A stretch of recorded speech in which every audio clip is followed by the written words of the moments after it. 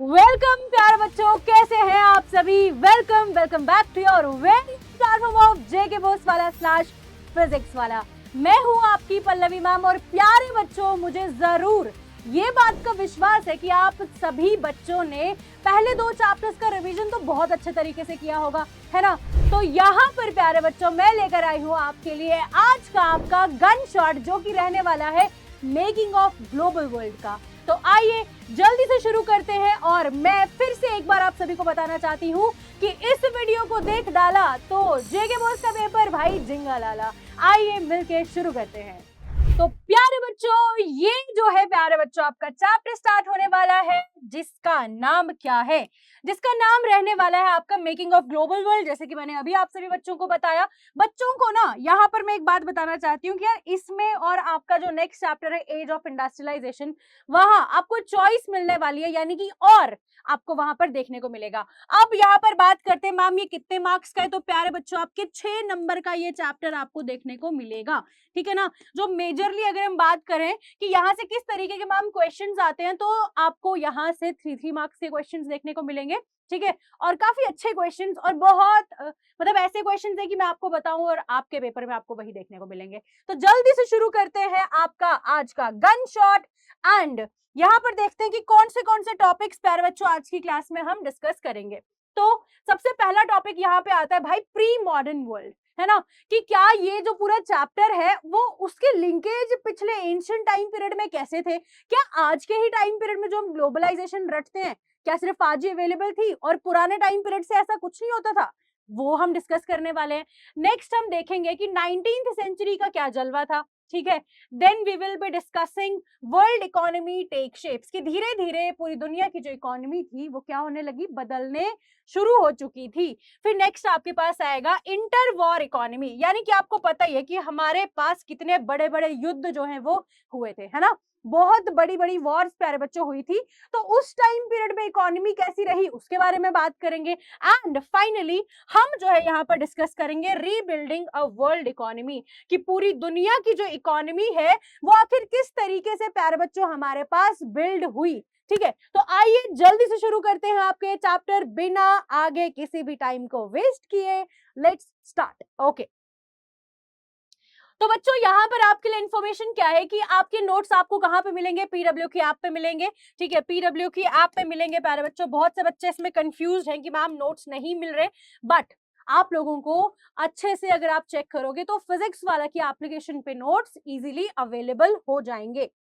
तो चलिए pre modern world की बात करते हैं, है ना। तो प्री मॉडर्न वर्ल्ड क्या है?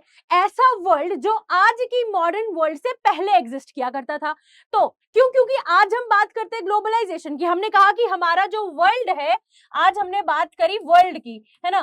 तो वर्ल्ड की बात करते हैं। जैसे मैं आपको बताती हूँ, ये मेरे पास ग्लोब है, ठीक है। मैं आपको एक बार दिखाती हूँ।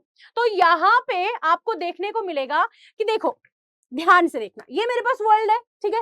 इस वर्ल्ड में आज के टाइम पीरियड में मैं चाहे यहाँ अमेरिका हूं, और अगर मुझे यहां से जाना है कहां पे प्यारे बच्चों, अगर मुझे इंडिया जाना है तो मैं डेफिनेटली जा सकती हूँ, ठीक है। बट ये आज के टाइम पीरियड की बात कर रही हूँ। और मैं बात कर रही हूँ प्यारे बच्चों कि सिर्फ आज ही नहीं बल्कि एंशिएंट लिंक्स अगर आप चेक करो तो आपके पुराने टाइम पीरियड में भी आपको ऐसे बहुत सारी चीजें बच्चों देखने को मिलेंगी। ऐसी डेफिनेट बहुत ज्यादा आपको एग्जांपल्स देखने को मिलेंगी बच्चों, जिससे ये चीज प्रूव होती है कि हमारे पास क्या है यहाँ पे, कि हमारे पास ऐसा नहीं है कि सिर्फ मॉडर्न टाइम में जो दुनिया है वो कनेक्टेड है। हम कहते हैं ना दुनिया गोल है, क्यों? क्योंकि हम एक दूसरे से कहीं ना कहीं मिल ही लेते हैं।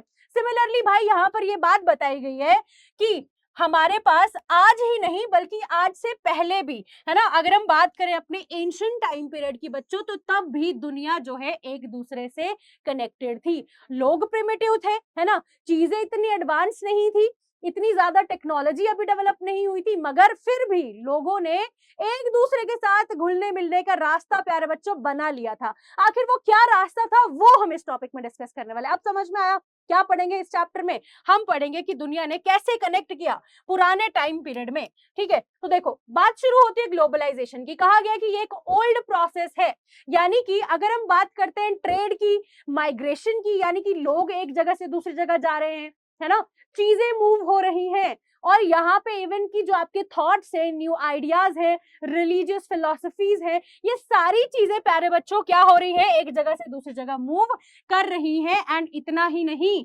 डिजीजेस भी इवन ट्रेवल कर रही हैं। अगर आप मॉडर्न टाइम पीरियड की बात करो तो आपको यहाँ पर एग्जांपल जो है देखने को मिलेगी कोविड-19, है ना। तो सिमिलरली आपको पता चलेगा कि भाई जो आज हम देख रहे हैं कि दुनिया में इतनी टेक्नोलॉजी बढ़ने के बाद भी चीजें इतनी स्प्रेड हो गई, है ना, तो पुराने टाइम पीरियड में भी ऐसी कई सारी बीमारियां थी जिनके स्प्रेड होने के हमें यहाँ पर एविडेंसेस देखने को मिले थे। तो इसका क्या मतलब है कि पुराने टाइम पीरियड में भी इंसान एक जगह से दूसरी जगह जाया करता था, वो हम इस वीडियो में प्यारे बच्चों डिस्कस करेंगे, ठीक है।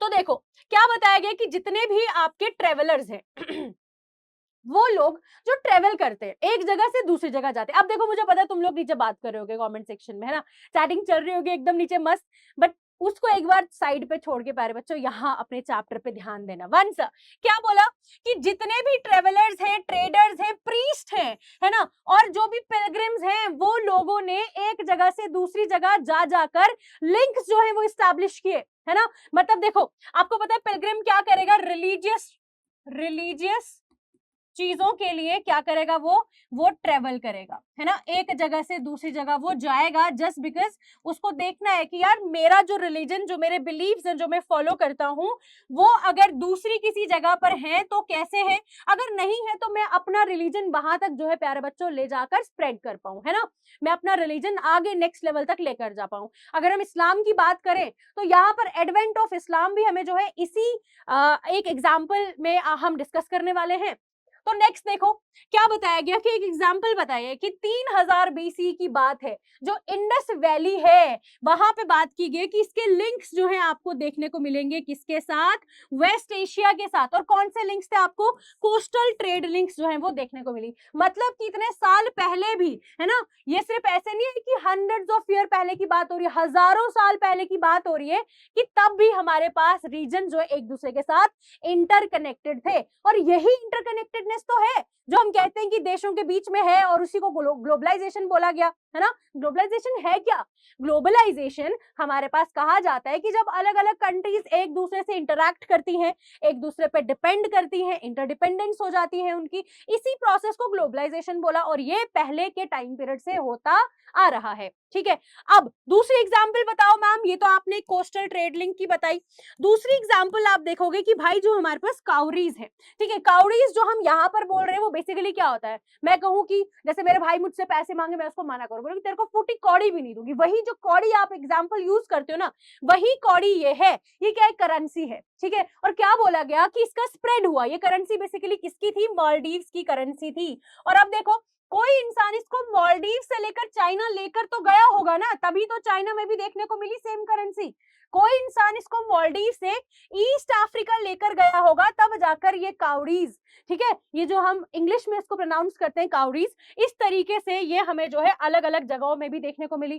फिर बात की हमने मैम डिजीजेस की, तो डिजीजेस भी प्यारे बच्चों आपको स्प्रेड होती हुई यहाँ पर नजर आएंगी। इन्होंने भी लंबे लंबे डिस्टेंस जो है वो तय किए, ठीक है। अब हमने क्या देखा बच्चों, ये सारी वो एग्जाम्पल्स थी जिसके थ्रू हमें ये पता चला कि पुराने टाइम पीरियड में भी चीजें और हमारी जो दुनिया थी वो तब भी गोल थी, गोल मतलब कनेक्टेड थी, समझे। अब बच्चों आगे चलते हैं।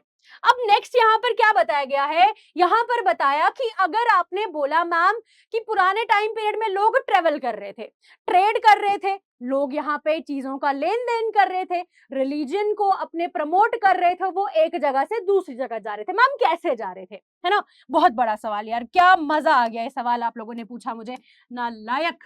अच्छा तो क्या बात हुई यहाँ पर कि लोग जो है प्यारे बच्चों वो ट्रेवल कर रहे थे from one place to another, एक जगह से दूसरी जगह प्यारे बच्चों क्या कर रहे थे, वन प्लेस टू अनदर, दूसरी जगह ये क्या कर रहे थे, ट्रेवल कर रहे थे, जा रहे थे अलग अलग पर्पसेस के लिए। मैंने आपको बताया कि हो सकता है कोई जो है वो ट्रेवल करने का शौकीन हो, है ना, देखना चाहता हो कि आखिर इस पहाड़ी के उस पार क्या है ना, तो ये हो गया एक ट्रेवल करने के लिए जा रहे हैं, जैसे लैला मजनू की हमने बात की, ठीक।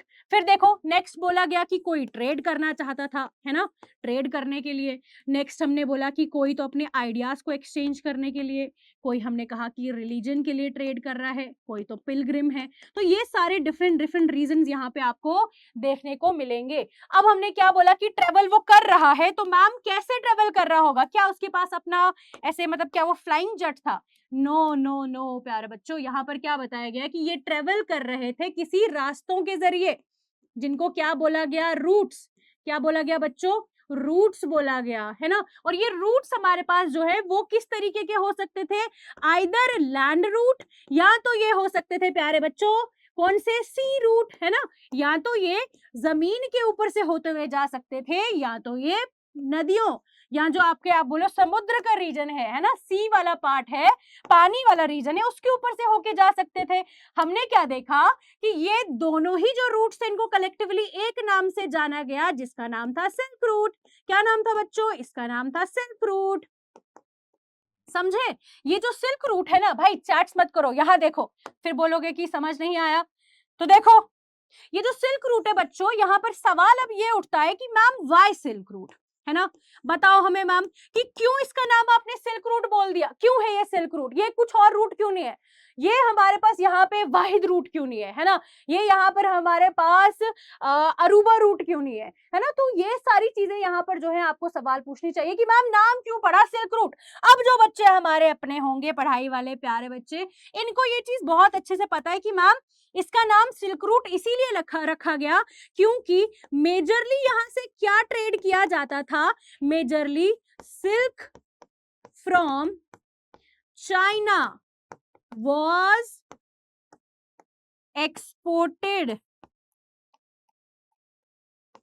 from this route, इसीलिए इसका नाम पड़ गया सिल्क रूट। समझे? तो पुराने टाइम पीरियड की एक एग्जांपल जो सबसे ज्यादा सॉलिड एग्जांपल है कि दुनिया कनेक्टेड थी, वो कौन सी थी? वो थी आपकी सिल्क रूट। अब सिल्क रूट की अगर आप बात करोगे तो यहाँ पर जो इंडिया है, जो भारत है, इंडिया की एक बहुत ही अच्छी क्या थी? लोकेशन थी, बहुत ही अच्छी लोकेशन थी। क्यों? क्योंकि इंडिया ना सेंट्रली लोकेटेड था। इंडिया क्या था? सेंट्रली लोकेटेड था। तो अगर अटलांटिक से लेकर पैसिफिक की बात करें, उधर से लेकर इधर की बात करें, तो बीच में मान लो आपका क्या है? इंडिया है। ये बीच में आपका क्या है बच्चों? इंडिया है। This is your India. तो ये जो इंडिया है, इसकी इतनी बड़ी जो कोस्ट लाइन है, इतनी बड़ी कोस्ट लाइन होने की वजह से एक बहुत ही इंपॉर्टेंट स्ट्रेटेजिक लोकेशन थी इसकी, है ना। बीच में होने का इसका फायदा बहुत ज्यादा था, ठीक। क्योंकि जो भी लेन देन हुआ करता था इसके बीच से ही गुजरना पड़ता था सबको, और यहाँ से स्पाइसेस को ट्रेड किया जाता था, और भी बहुत सारी चीजें यहाँ से ट्रेड की जाती थी। इसी टाइम पीरियड में यहाँ पे जो कश्मीरी शॉल था उसको बहुत ज्यादा प्रमोट जो है प्यारे बच्चों किया गया, है ना। क्यों? क्योंकि जो ट्रेडर्स थे, जो मर्चेंट्स थे, वो वाया कश्मीर यहाँ से होते हुए आगे जा रहे थे, है ना। और अगर वापस भी आ रहे थे तो वहां से ही होते हुए आ रहे थे। तो हमने क्या देखा? वैसे अब एक और सवाल है कि मैम इंडिया को ही क्यों चुना? क्यों इंडिया से आ रहे थे? बाकी भी तो कोई तो रास्ता होगा। तो भाई जो दूसरा रास्ता था इनका आने का, वहां से इनको लूटपाट बहुत ज्यादा हो रही थी, क्योंकि ये मर्चेंट्स थे, इनके पास सामान होता था बहुत ज्यादा वैल्यूएबल। तो उस सामान को बचाने के लिए इन्होंने सेफेस्ट साइड चुनी, जो थी इंडिया, और इंडिया में भी कश्मीर के थ्रू, जहां पर बिल्कुल भी ऐसा मुमकिन नहीं था, ठीक है। ये चीजें हमने देखी। और अब देखो यहाँ पर बात करते हैं प्यारे बच्चों हम कि हमारे पास आखिर इन सिल्क रूट से क्या क्या चीजों को ट्रेड किया जा रहा है। तो अगर मैं बात करूं किस किस चीजों को ट्रेड किया जा रहा है, तो चाइना से आपको पता है सिल्क और पॉटरी, जो मिट्टी की चीजें बनती है ना, मिट्टी के बर्तन, मिट्टी के डिब्बे, तो सिमिलरली उसी को पॉटरी बोला जाता है। ये चीजें चाइना से ट्रेड होती। इंडिया, साउथ ईस्ट एशिया, यहाँ से आपका टेक्सटाइल एंड स्पाइसेस, जैसे टेक्सटाइल में कॉटन, जूट, ठीक है। नेक्स्ट बोला गया कि यूरोप से क्या है आपका गोल्ड एंड सिल्वर प्यारे बच्चों मेजरली ट्रेड किया जाता था। अब बताया गया है कल्चरल एक्सचेंज भी हो रहा था। मतलब कि ऐसा नहीं है कि सिर्फ और सिर्फ यहाँ पे ट्रेड करने के लिए कनेक्शंस बनाए गए थे, बल्कि यहाँ पर लोगों का कल्चर भी प्यारे बच्चों एक्सचेंज हो रहा था। लोगों का जो कल्चर है बच्चों वो भी एक्सचेंज हो रहा था। जैसे अगर हम बात करें बुद्धिज्म की, बुद्धिज्म भी यहीं से प्यारे बच्चों स्प्रेड हुआ है from India via silk routes. Similarly जो क्रिश्चियन मिशनरीज थे वो भी इसी सिल्क रूट को यूज करके, और जो मुस्लिम प्रीचर्स थे उन्होंने भी यही रूट रूट प्यारे बच्चों यूज किया था और अपने रिलीजन को क्या किया था, स्प्रेड करवाया था। जैसे यहाँ पर बात आती है बुद्धिज्म की, तो यहाँ पर आते हैं बोधि धर्मा। कौन है बोधि धर्मा, आप लोग जरूर से मुझे बताएंगे, ठीक है,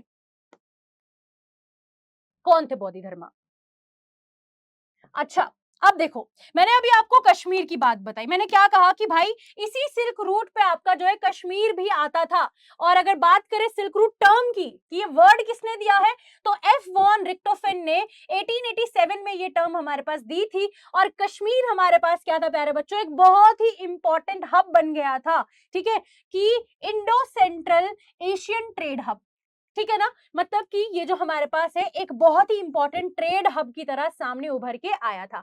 रूट यहाँ पे जो मेजर यूज किया जा रहा था वो कौन सा था, इसका नाम था कोकंड काशगर यारकंड लेह श्रीनगर, इस रूट का नाम था, ठीक है, ये इस रूट का नाम था, ये है वो रूट, ठीक है ना, तो इसको याद रखिएगा। अब यहां से ट्रेड हो रहा था आपका silk, spices, tea, indigo, gem, pashmina and shawls, okay. अब बताया गया लद्दाख की बात, तो लद्दाख भी हमारे पास एक क्रॉस बॉर्डर हब था, ठीक है, कश्मीर, पंजाब, सेंट्रल एशिया को कनेक्ट कर पा रहा था। फिर यहाँ पर बताया कि स्प्रेड ऑफ रिलीजन, जैसे कि इस्लाम एंड बुद्धिज्म और बाकी कल्चर्स भी यहाँ से देखे गए थे। फिर आर्ट एंड क्राफ्ट की अगर हम बात करें तो कैलीग्राफी, जो कि बहुत ही सुंदर सी एक राइटिंग मानी जाती है ना, बहुत ही अच्छे तरीके से उसमें जो है फॉन्ट्स को प्रेजेंट किया जाता है, जो देखने में भी बहुत ज्यादा सुंदर लगता है एंड उसमें प्रिसीजन बहुत ज्यादा रिक्वायर्ड होता है। तो बोला गया कि जो कैलीग्राफी है, ठीक है, पेंटिंग्स होगी, कारपेट वीविंग होगी, जिसको ज़ैनुल अबिदीन ने बहुत ही ज्यादा यहाँ पर प्यारे बच्चों प्रमोट किया था, सराहाया था, वो यहाँ से स्प्रेड हुई थी। And strong Iran and Central Asia influence on Kashmiri culture, Iran से आपको पता है कि आपको जो मुस्लिम रिलीजन है वो यहाँ पर स्प्रेड हुआ था, ठीक है ना। तो ये सारी चीजें हमने Kashmir on the silk route के बारे में डिस्कस करी, ओके। इतने ही पॉइंटर्स आपको यहाँ पे याद रखने वाले हैं। अब हमने बात की कि मैम रिलीजन ट्रेवल हो रहा है, डिजीज ट्रेवल हो रही है, और क्या ट्रेवल हो रहा था। देखो, जब ट्रेडर्स एक जगह से दूसरी जगह जा रहे थे, मान लो तुम लोग स्कूल जाते हो, है ना, मान लो देखो मैं यहाँ से आती हूँ, मैं स्कूल जा रही हूँ, मुझे मम्मी कुछ टिफिन भी देंगी पैक करके, क्यों, क्योंकि मुझे दूर जाना है ना, और मेरे को रास्ते में भूख लगेगी, तो मेरे घर में जो चीजें बनती है ना मैं वो लेकर जाऊंगी, और मैं जब मेरी डेस्टिनेशन जहां पहुंचेगी मैं वहां खाऊंगी। अब मान लो मैं पहुंच गई अपनी डेस्टिनेशन पे, और मेरी डेस्टिनेशन में कुछ और भी लोग हैं वहां पे जो मुझे रास्ते में मिल गए, अब क्या मैं अपना खाना चोरी चोरी खाऊंगी? नो मैम, मैं अपना खाना ऐसे नहीं खाऊंगी। तो प्यारे बच्चों, यहाँ पर क्या बताया गया कि जब आप वहां से लेकर यहाँ तक आएंगे ना, तो आप यहाँ पर और कुछ लोगों के साथ मिलकर अपना टिफिन शेयर करेंगे, और जब वो लोग आपके घर पे जो स्पेशल चीजें बनती होंगी या नॉर्मल भी चीजें बनती होंगी, जो भी आपके वहां की चीजें होंगी उनको खाएंगे, उनको अलग लगेगी, और वो भी इन फ्यूचर उससे इन्फ्लुएंस होकर उसको ट्राई करने की कोशिश करेंगे। होता है ना ऐसा, वो आप यहाँ पर पढ़ेंगे कि फूड किस तरीके से आखिर ट्रेवल कर रहा था, राइट। तो नेक्स्ट आपका टॉपिक क्या है, फूड ट्रेवल्स। और फूड में आपकी एग्जांपल आई यहाँ पे स्पेगेटी एंड पोटैटो की, जो कि बहुत ही ज्यादा इंटरेस्टिंग है। अब देखो, जो हमारे पास ट्रेडर्स थे और ट्रेवलर्स थे, इन्होंने ही फूड क्रॉप्स को फैलाया पूरी दुनिया में, ठीक है। एग्जाम्पल दी है नूडल्स की, जो थे बेसिकली कहां से, चाइना से, और जब वो यूरोप पहुंची तो उसका नाम बदल के क्या रख दिया गया, स्पेगेटी, यानी कि जो नूडल्स है उसी को यूरोप में स्पेगेटी बोला जाता है, ठीक है। नेक्स्ट है हमारे पास क्रॉप्स, जैसे potato, maize, tomatoes, chilli, sweet potatoes, soya, it came from the America. और अगर अमेरिका की बात करें प्यारे बच्चों, अगर हम अमेरिका की बात करें तो मैं आपको ये बता दूं कि अमेरिका सबसे पहले क्या था, किसी को इसके बारे में कोई इंफॉर्मेशन नहीं थी, है ना, किसी को इसके बारे में नहीं पता था, एकदम से आइसोलेटेड था, किसी को कोई पता नहीं था इसके बारे में, एकदम शांत अकेला सा ये जगह थी जहां पर many crops plus minerals etc were found here। और बाकी दुनिया को इसके बारे में पता ही नहीं था कि अमेरिका जैसा भी कुछ एग्जिस्ट करता है। बट हुआ क्या, अचानक से अमेरिका हमारे पास कौन पहुंच गए, घूमते घूमते भटकते भटकते, क्रिस्टोफर कोलंबस।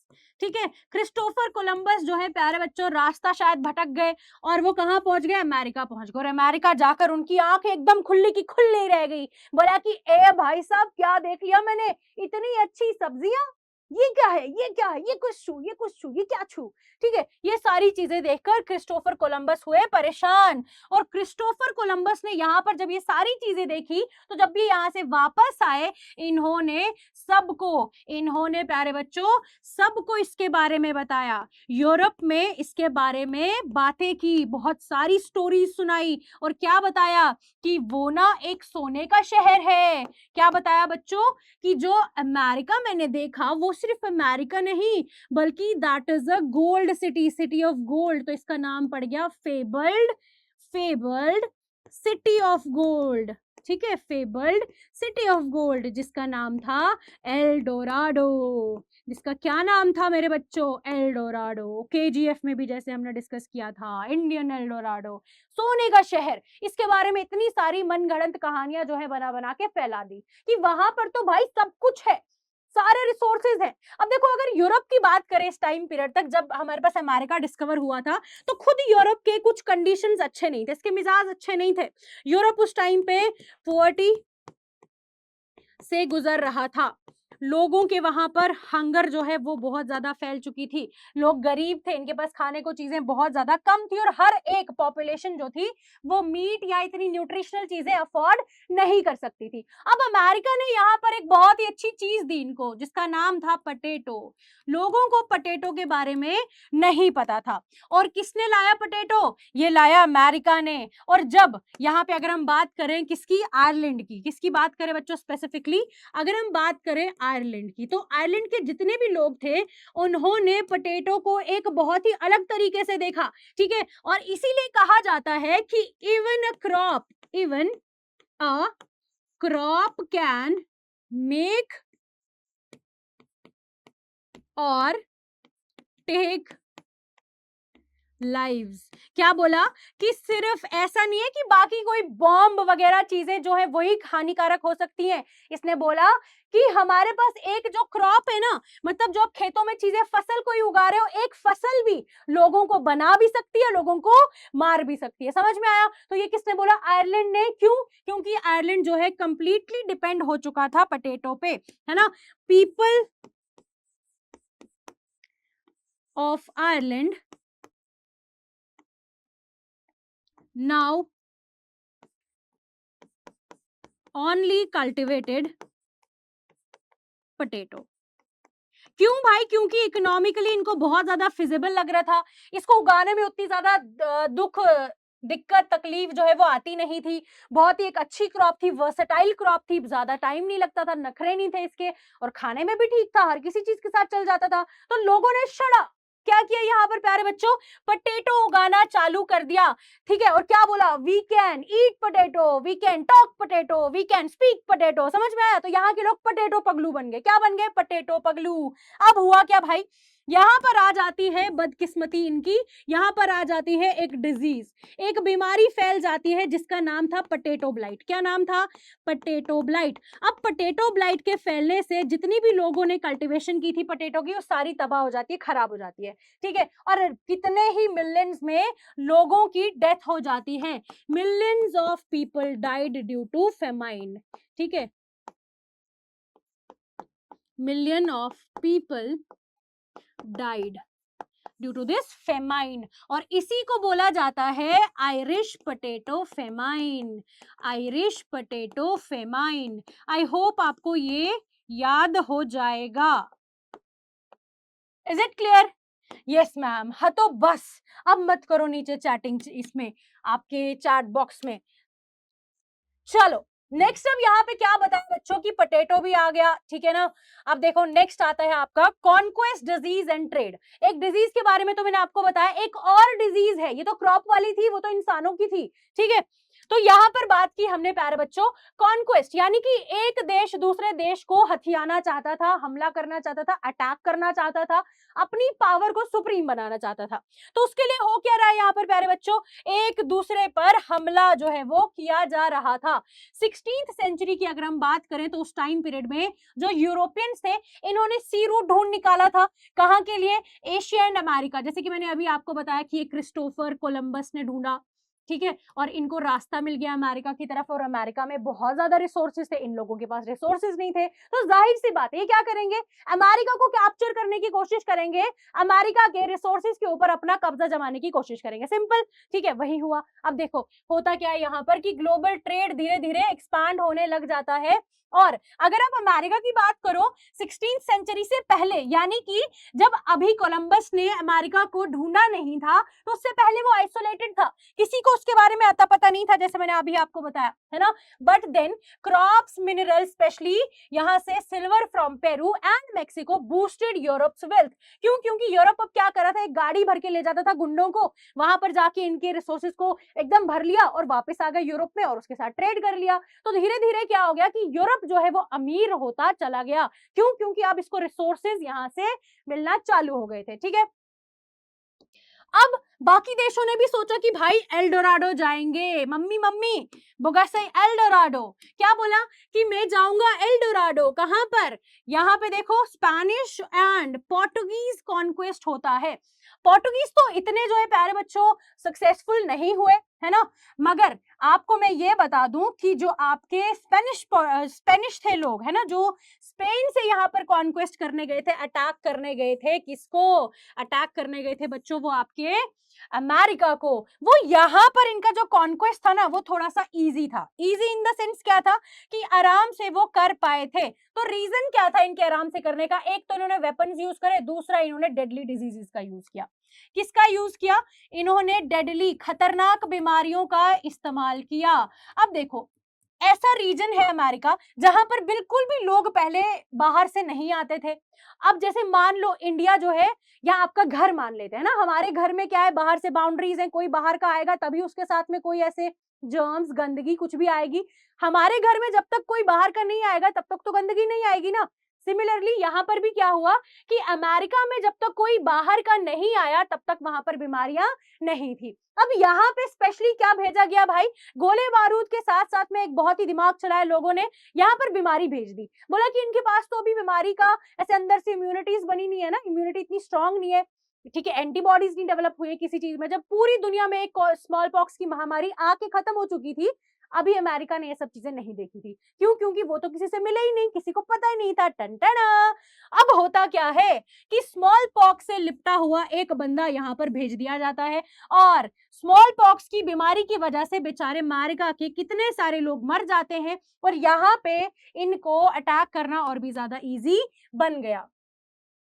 ये थी 16th सेंचुरी की कहानी। अब यूरोप की अगर हम बात करें कि 19th सेंचुरी तक, टिल 19th सेंचुरी, है ना, 19वीं शताब्दी तक क्या चल रहा था वहां पर? एक तो गरीबी, भुखमरी, बीमारियां, है ना, और रिलीजियस कॉन्फ्लिक्ट्स। ठीक है, रिलीजियस कॉन्फ्लिक्ट्स यानी कि कोई भी अगर रिलीजन के, चर्च के, किसी भी चीज के अगेंस्ट बोला जाता था, है ना, कोई भी रिलीजन के अगेंस्ट प्यारे बच्चों जाता था, उसको डिसेंटर्स बोले जाते थे।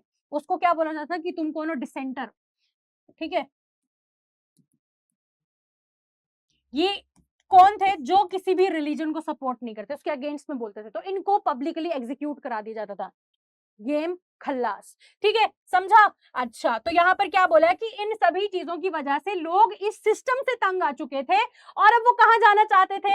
अमेरिका। जैसे मैं भी अमेरिका जाना चाहती हूँ, ठीक है, तो सिमिलरली यहाँ पर नहीं जाना चाहती हूँ, मजाक कर रही हूँ। तो यहाँ पर क्या बोला बच्चों कि बहुत सारे लोग अब यूरोप को छोड़कर कहाँ की तरफ भागने लग गए? अमेरिका। ठीक है, लोग चलना चालू हो गए अमेरिका की तरफ। अब यहाँ पर बात आती है कि भाई प्लांटेशन, है ना, प्लांटेशन की बात कर रहे हैं। प्लांटेशन यानी कि जो बड़े लेवल पे क्या हो रही है, कल्टीवेशन कराई जा रही थी, उसकी बात हो रही है।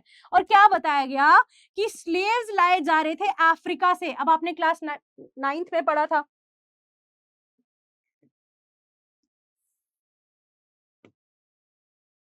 ये है आपका। अच्छा, तो ये आपने क्लास 9th में पढ़ा था। क्या पढ़ा था आपने?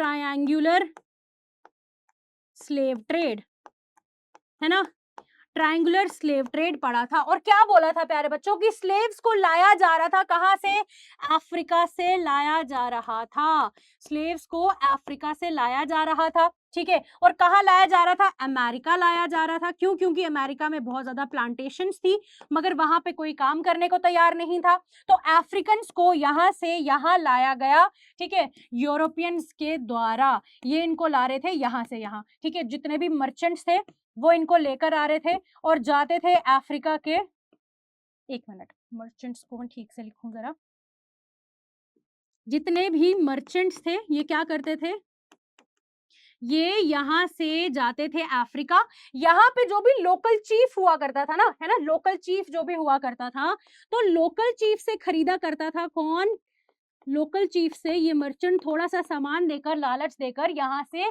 स्लेव्स को खरीदा करता था। और ये जो स्लेव्स थे इनको फिर यहाँ से एक सी वॉयज के थ्रू, यानी कि समुद्र के रास्ते के थ्रू कहां पर लाया जाता था बच्चों, इसको लाया गया इधर प्लांटेशन पे, यहाँ पे इससे कराई गई मजदूरी, ठीक है, समझा क्या। अब यहाँ से जो भी आउटपुट आया वो चला गया यूरोप, और यूरोप ने उससे क्या कर दिया भाई, ट्रेड करना चालू कर दिया।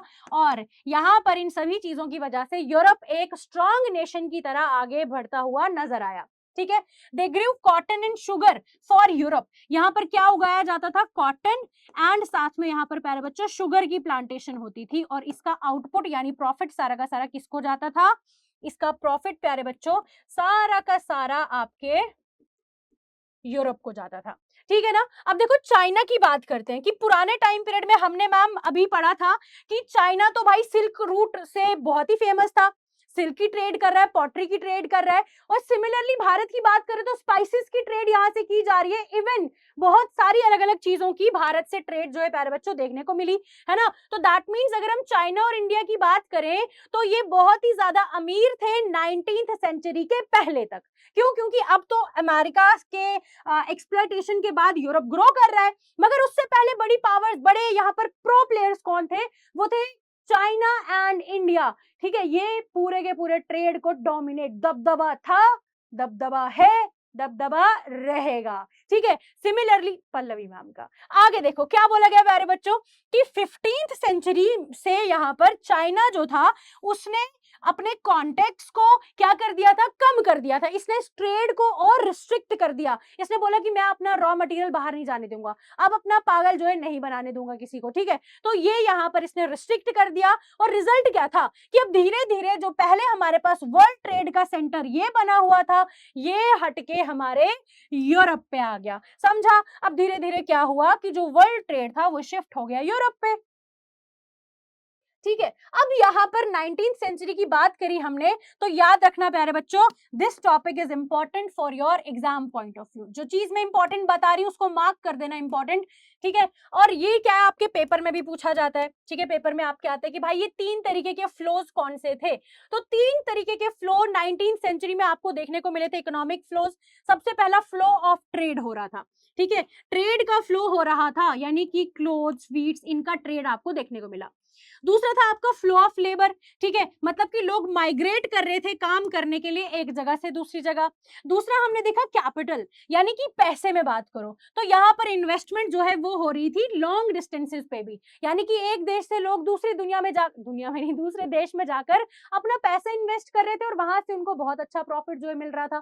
तो ये 3 अलग तरीके के फ्लोज आपको यहाँ पर देखने को मिलेंगे, flow of trade, flow of labour, flow of capital, समझा क्या। अच्छा मैम, ठीक है, तो दीज फ्लोज वर इंटरलिंक्ड, ठीक है, ये एक दूसरे से लिंक्ड थे एंड इन्होंने डीपली अफेक्ट करा था लोगों की जिंदगियों को। क्यों, क्योंकि आपको पता है एक जगह से दूसरी जगह ले जाया गया किनको, इनको, ये देखो यूरोप से मर्चेंट्स गए, अफ्रीका से स्लेव्स उठाए और पहुंचाया कहाँ, अमेरिका में। तो भाई देखो लोगों की जिंदगी तो इंपैक्ट हुई ना। इन मर्चेंट्स ने इन यहाँ पर जो स्लेव्स थे, इन स्लेव्स को झूठे सपने दिखाए कि यहाँ पर हम क्या क्या चीजें करेंगे, ठीक है। इवन कि भारत से भी काफी सारे लोगों को ले जाया गया था, इंडेंचर्ड लेबर बोला जाता है उसको, ठीक है। और लोगों को इनिशियली सफर की शुरुआत में बहुत अच्छे सपने दिखाए जाते थे कि आपको ये सारे चीजें मिलेंगी, आपको इतनी अच्छी अच्छी फैसिलिटीज मिलेंगी, बट वहां जाकर कुछ भी नहीं था वहां पर, इनको नहीं मिला कुछ भी, इनके साथ हो गया था स्कैम। किसने किया था स्कैम? ये जो एजेंट्स थे ना, इनको पैसा मिलता था, तो ये लोगों को गुमराह कर कर वहां पर भेज दिया करते थे। अब देखो वर्ल्ड इकोनॉमी टेक शेप, धीरे धीरे क्या हो रहा है, अब पूरी दुनिया की जो इकोनॉमी है ना वो बदलना चालू हो गई है। वहां पर एक बहुत ही अच्छे तरीके से सारी चीजें डेवलप होना चालू हो गई है। अगर हम बात करें अर्लियर पहले के टाइम पीरियड की, पहले के टाइम पीरियड की बात करें तो जो कंट्रीज थी they wanted food self sufficiency. ठीक है, मतलब कंट्रीज क्या चाहती थी कि वो जितना उगा रही है ना वो उस पर डिपेंड रहे, अच्छे से अपने देश में जो है पेट पूजा हो सके अच्छे तरीके से। ठीक है, सेल्फ सफिशिएंट बन पाए, यानी कि अपना बोझ खुद वो उठा पाए, कंट्रीज ये चाहती थी। ठीक है, और ब्रिटेन में हमने देखा सडनली पॉपुलेशन का ग्रोथ हुआ। क्या हुआ? पॉपुलेशन में ग्रोथ जो है प्यारे बच्चों देखा गया। क्या हुआ? ब्रिटेन में पॉपुलेशन का ग्रोथ हुआ। ठीक है, अब देखो एक सिंपल सी बात आपको बताती हूँ कि जब कभी भी आपके पास क्या हो जाएगा, पॉपुलेशन में राइज होगा। क्या होगा भाई? जब कभी भी पॉपुलेशन में राइज होगा तो क्या देखा जाएगा? क्या देखा जाएगा मेरे प्यारे बच्चों? चैट वालों मत करो चैट, हो मत करते हो। मैं आज ये वर्ड सीख के आई हूं कि ये बोलूंगी मैं लाइव में। अच्छा, तो पॉपुलेशन क्या बोला गया बच्चों? पॉपुलेशन इंक्रीज हो रही है, और पॉपुलेशन के इंक्रीज होते होते क्या हो जाएगा बताओ? जितने ज्यादा लोग होंगे उतनी ज्यादा डिमांड्स हो जाएंगी, तो पॉपुलेशन के राइज के साथ में ही डायरेक्टली वहां पे चीजों की डिमांड भी क्या हो जाती है?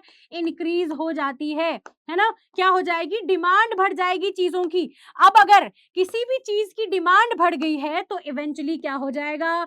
उसकी प्राइसेस भी बढ़ जाएंगी, यानी कि अब वहां पर महंगाई जो है वो प्यारे बच्चों और ज्यादा बढ़ जाएगी। लोगों के पास तो कोई काम ही नहीं है करने को, अब होगी यहाँ पर त्राही त्राही, हो जाएगी तबाही। ओके मेरे प्यारे बच्चों, क्या बोला गया कि जब भी पॉपुलेशन में राइज होगा तो लोगों के वहां पर जो है देखो कपड़े में डिमांड करेंगे लोग, एजुकेशन की डिमांड करेंगे, फैसिलिटीज की डिमांड करेंगे, बेसिकली फूड ग्रेन्स की डिमांड करेंगे। ठीक है, तो यहाँ पर ये सभी चीजों की डिमांड में क्या हो जाएगी? ज्यादा लोग ज्यादा डिमांड। और मान लो कोई चीज अगर कम है और डिमांड उसकी ज्यादा है तो धीरे धीरे वो डिमांड क्या हो जाती है? उसकी जो प्राइस जो हो जाती है वो बढ़ जाती है। क्यों? क्योंकि जो लोग होते हैं वो ज्यादा से ज्यादा पैसा देकर उसको पाना चाहते हैं। समझा? वही यहाँ पर होगा। ओके, फूड ग्रेन्स की डिमांड जो है बढ़ गई, और जिसकी वजह से हमने क्या देखा प्यारे बच्चों? कॉर्न लॉज यहाँ पर लाए गए। क्या लाए गए? कॉर्न लॉज हमारे पास लाए गए। अब देखो एक और चीज मैं बताती हूँ बेसिकली हो क्या रहा था। ये सारी चीजें कहां पे हो रही है? ब्रिटेन में हो रही है ना, ब्रिटेन की हम बात कर रहे हैं। अब ब्रिटेन में हमारे पास जो बड़े बड़े एग्रीकल्चरलिस्ट थे, ठीक है, बड़े बड़े जो हमारे पास लोग थे जो एग्रीकल्चर कर रहे थे, इन लोगों को क्या हो गया? यहां पर पता चल गया कि हमारे पास हमारे जो खुद के फूड ग्रेन्स हैं वो महंगे प्राइसेस पे बिक रहे हैं, इनके अपने फूड ग्रेन्स महंगे प्राइसेस पे बिक रहे थे। तो ये लोग क्या करेंगे? इन्होंने क्या कर दिया प्यारे बच्चों? जो भी लोग, जो भी पीपल इन्वॉल्व थे एग्रीकल्चर में और जिनका फायदा अच्छा हो रहा था, बड़े बड़े पीजेंट्स, लैंडलॉर्ड्स, इन्होंने क्या किया? इन्होंने प्रेशराइज करना चालू कर दिया गवर्नमेंट को। क्या कर दिया? इन्होंने प्रेशराइज करना चालू कर दिया ब्रिटेन की गवर्नमेंट को। क्या बोल दिया कि भाई हमारे अपने देश के ही चीजों को हम बेचेंगे, बाहर से कोई यहाँ पर नहीं आना चाहिए, बाहर के ग्रेन्स यहाँ पर नहीं आने चाहिए। क्यों? क्योंकि खुद तो ये महंगा करके बेच रहे हैं अपना, है ना, अपने फूड ग्रेन्स यहाँ पर। They were sold at higher prices. इनको भाई यहाँ पर महंगे महंगे दामों पर बेचा गया फूड ग्रेन्स को। ठीक है ना, इतना समझ में आया? तो ब्रिटेन की गवर्नमेंट को फोर्स किया गया कि यहाँ पर रिस्ट्रिक्शंस इंपोज कर दो। क्या कर दो? रिस्ट्रिक्शंस इंपोज कर दो कि कोई भी बाहर का यहाँ पर आके अपने फूड ग्रेन्स को नहीं बेच सकता, और अगर बेचेगा भी तो उसको क्या देनी पड़ेंगी? Increased custom duties. क्या देनी पड़ेंगी? Increased custom duties, increase taxes उसको यहाँ पर प्यारे बच्चों पे करने पड़ेंगे। तो यहाँ पे ये जो लॉज लाए गए थे गवर्नमेंट के द्वारा बाहर के फूड ग्रेन्स को जिन्होंने रिस्ट्रिक्ट कर दिया था ऑलमोस्ट, इनको नाम दिया गया क्या नाम दिया था भाई? Cons law. क्या नाम दिया? Cons law. तो कॉन्स लॉ क्या था बेसिकली कि हम अपने ही देश के लॉज, अपने ही देश के ग्रेन्स को बेचेंगे और बाहर से जो भी आएगा उसको हेविली टैक्स करेंगे। तो ब्रिटेन की गवर्नमेंट को बहुत ज्यादा प्रेशराइज किया गया पहले, जो भी यहाँ पे लोग जो एग्रीकल्चर प्रैक्टिस कर रहे थे और जिनको बेनिफिट हो रहा था, ठीक है, जो लोग वर बेनिफिट उन्होंने किया ये। अब होता क्या है प्यारे बच्चों इसके बाद कि जो बाकी के लोग हैं ना, जैसे कुछ इंडस्ट्रियलिस्ट हो गए, है ना, कुछ हमारे पास इंडस्ट्रियलिस्ट हो गए, कुछ बाकी के लोग हो गए, इन्होंने मिलकर यहाँ पे आवाज उठाई और इन्होंने ब्रिटेन की गवर्नमेंट को वापस रीच आउट करा। इन्होंने बोला कि भाई अबॉलिश कर दो, to abolish this corn law, क्योंकि लोगों को बहुत ज्यादा दिक्कत हो रही है। तो गवर्नमेंट ने कॉर्न लॉज को अबॉलिश करा। क्यों? क्योंकि बाहर से जो यहाँ पर गुड्स आता था ना, जो बाहर से जो हमारे पास फूड आ रहा था, दैट वाज चीपर, है ना। तो चीप गुड्स, चीप, क्योंकि ये जो इंडस्ट्रियलिस्ट थे इनको अपने लोगों को खाना भी देना था, है ना। ये जितने भी इंडस्ट्रियलिस्ट थे इनको अपने लोगों, इनकी जो इंडस्ट्रीज में लोग वर्कर्स थे, ये सैलरी उनकी नहीं बढ़ाना चाहते थे, मगर इनको खाना तो देना पड़ रहा था ना। तो खाना अगर ये इनको प्रोवाइड करेंगे, वो तो ऑलरेडी महंगा कर दिया एग्रीकल्चरिस्ट ने, तो इन्होंने क्या बोला गवर्नमेंट को कि चलो पैसे कम करो। तो यहाँ पर इन्होंने क्या कर दिया प्यारे बच्चों, अबॉलिश करवा दी ये कॉर्न लॉज। क्यों? क्योंकि इनको भी चीप फूड की जरूरत थी, ठीक है। तो इस चीप फूड को प्यारे बच्चों मुहैया करवाने के लिए ब्रिटिश जो हमारे पास थे, उन्होंने कॉर्न लॉज को फिर अबॉलिश कर दिया। आए क्यों अबॉलिश, क्यों, क्या समझ आया? आए इसीलिए क्योंकि अपना बेचना चाहते थे, और गए इसलिए क्योंकि बहुत महंगा हो गया था, ठीक है। तो हमने देखा कि इंडस्ट्रियलिस्ट ने और अर्बन लोगों ने प्रेशर लगाया, तो कॉर्न लॉज को अबॉलिश कर दिया गया। रिजल्ट क्या था कि लोगों को चीपर इंपोर्टेड फूड मिलना चालू हो गया, है ना। And British agriculture couldn't compete, है ना। ब्रिटिशर्स का जो एग्रीकल्चर कर रहे थे जो लोग, वो अब जो है इस चीपर फूड के साथ कम्पीट नहीं कर पाए और उन्होंने अपनी जमीनों के ऊपर फिर फर्दर एग्रीकल्चर करना छोड़ दिया। मैनी पीजेंट्स वेंट जॉबलेस, बहुत सारे पीजेंट्स सब क्या हो गए थे? बेरोजगार हो गए थे। अब वो पास की सिटीज में जाने लगे या दूसरे कंट्रीज में जाने लग गए in search of work. Cheaper food imports in Britain, ठीक है, जिसकी वजह से जो वर्कर्स थे उन्होंने अच्छा खाना खाया, जिसकी वजह से it boosted demand for goods. धीरे धीरे अब क्या हो जाएगी, लोगों की जो गुड्स की डिमांड है वो भी इंक्रीज हो जाएगी। अब हो क्या रहा है, ब्रिटिशर्स के वहां पर हमने देखा इंडस्ट्रियलिस्ट के वर्कर्स खुश, उनकी हेल्थ खुश, वो डिमांड जो है यहाँ पर इंक्रीज हो रही है। क्यों? क्योंकि लोगों की इनकम इंक्रीज हो रही है, लोग खुश हैं, वो खाना भी परचेज कर पा रहे हैं, खा भी रहे हैं, पैसा बच भी रहा है। तो बाकी चीजों की डिमांड यहाँ पर अब धीरे धीरे बढ़ जाएगी। तो वर्ल्ड इकोनॉमी टेक्स प्लेस में अब आपका नेक्स्ट जो टॉपिक आता है that is industrial growth. Industries क्या कर रही है प्यारे बच्चों, यहाँ पर ग्रो होती हुई हमें नजर आएंगी और रॉ मटेरियल्स की यहाँ पर एक्सेसिवली डिमांड बढ़ जाएगी, यानी कि फूड ग्रेन्स में कॉटन की और यहाँ पर टेक्सटाइल में कॉटन की। समझा? अब देखो नेक्स्ट क्या बोला कि इस डिमांड को पूरा करने के लिए, इस डिमांड को पूरा करने के लिए बहुत ज्यादा जमीनों को क्लियर करवाया गया ईस्टर्न यूरोप के अंदर, अमेरिका के अंदर, ऑस्ट्रेलिया के अंदर, ताकि वो इन क्रॉप्स को ग्रो कर सके और यहाँ पर फायदा इसका उठा सके, ठीक है।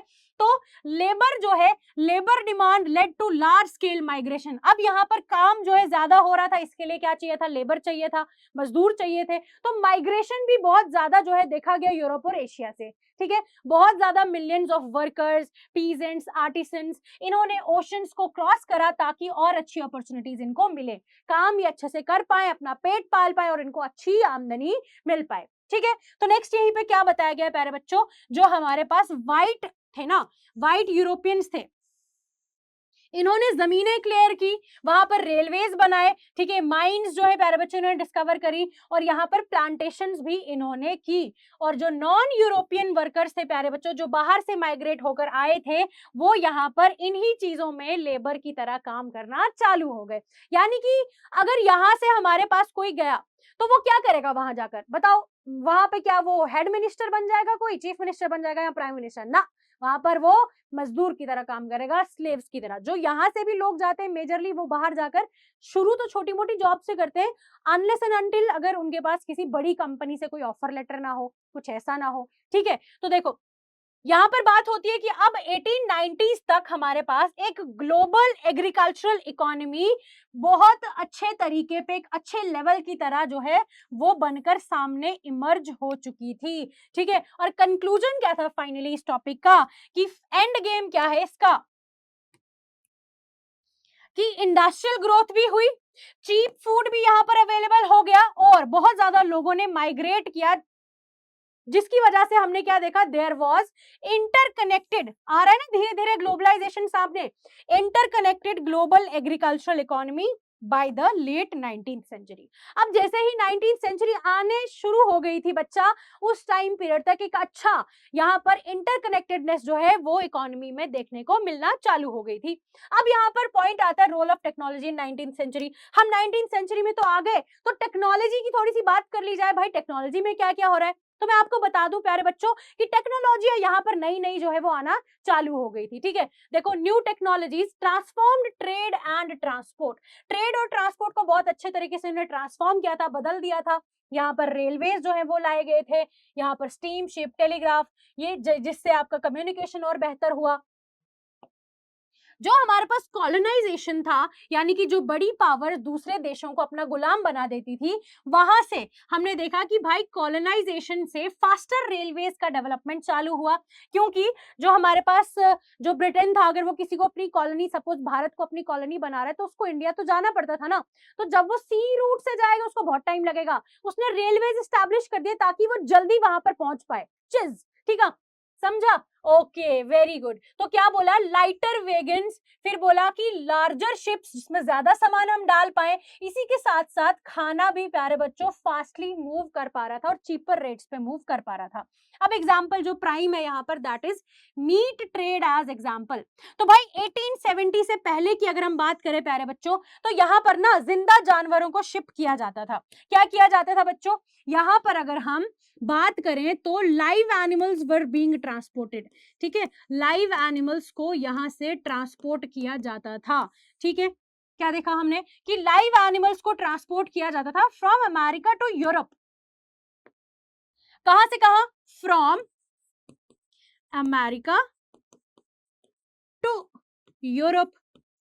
अमेरिका से लेकर यूरोप तक का जो इसका सफर होता था ना प्यारे बच्चों, इस सफर के बीच में हमने क्या देखा प्यारे बच्चों, कि यहाँ पर सफराचे आने गया बहुत परेशानियां, ठीक है, बहुत सारी परेशानियां आई इसको इस सफर में। और वो क्या क्या परेशानियां थी प्यारे बच्चों, कि ये जो जानवर था ये यहाँ पर यूरोप पहुंचने से पहले ही सफोकेशन से मर जाता था, सफोकेशन से प्यारे बच्चों, फसोकेशन से क्या हो जाता था, मर जाता था, ठीक है। बहुत सारे आधे से ज्यादा जानवर मर जाते थे, और ड्यूरिंग दिस सफर, है ना, इस सफर के साथ में इनको लगता था यहाँ पर बहुत ही ज्यादा एक्सपेंस, इसको मैनेज करने के लिए, इसको खाना देना है, तो ये सारी चीजें मेंटेन करने के लिए, तो ये तरीका बहुत ही ज्यादा एक्सपेंसिव था और आधे से ज्यादा जानवर तो मर जाते थे, ठीक है।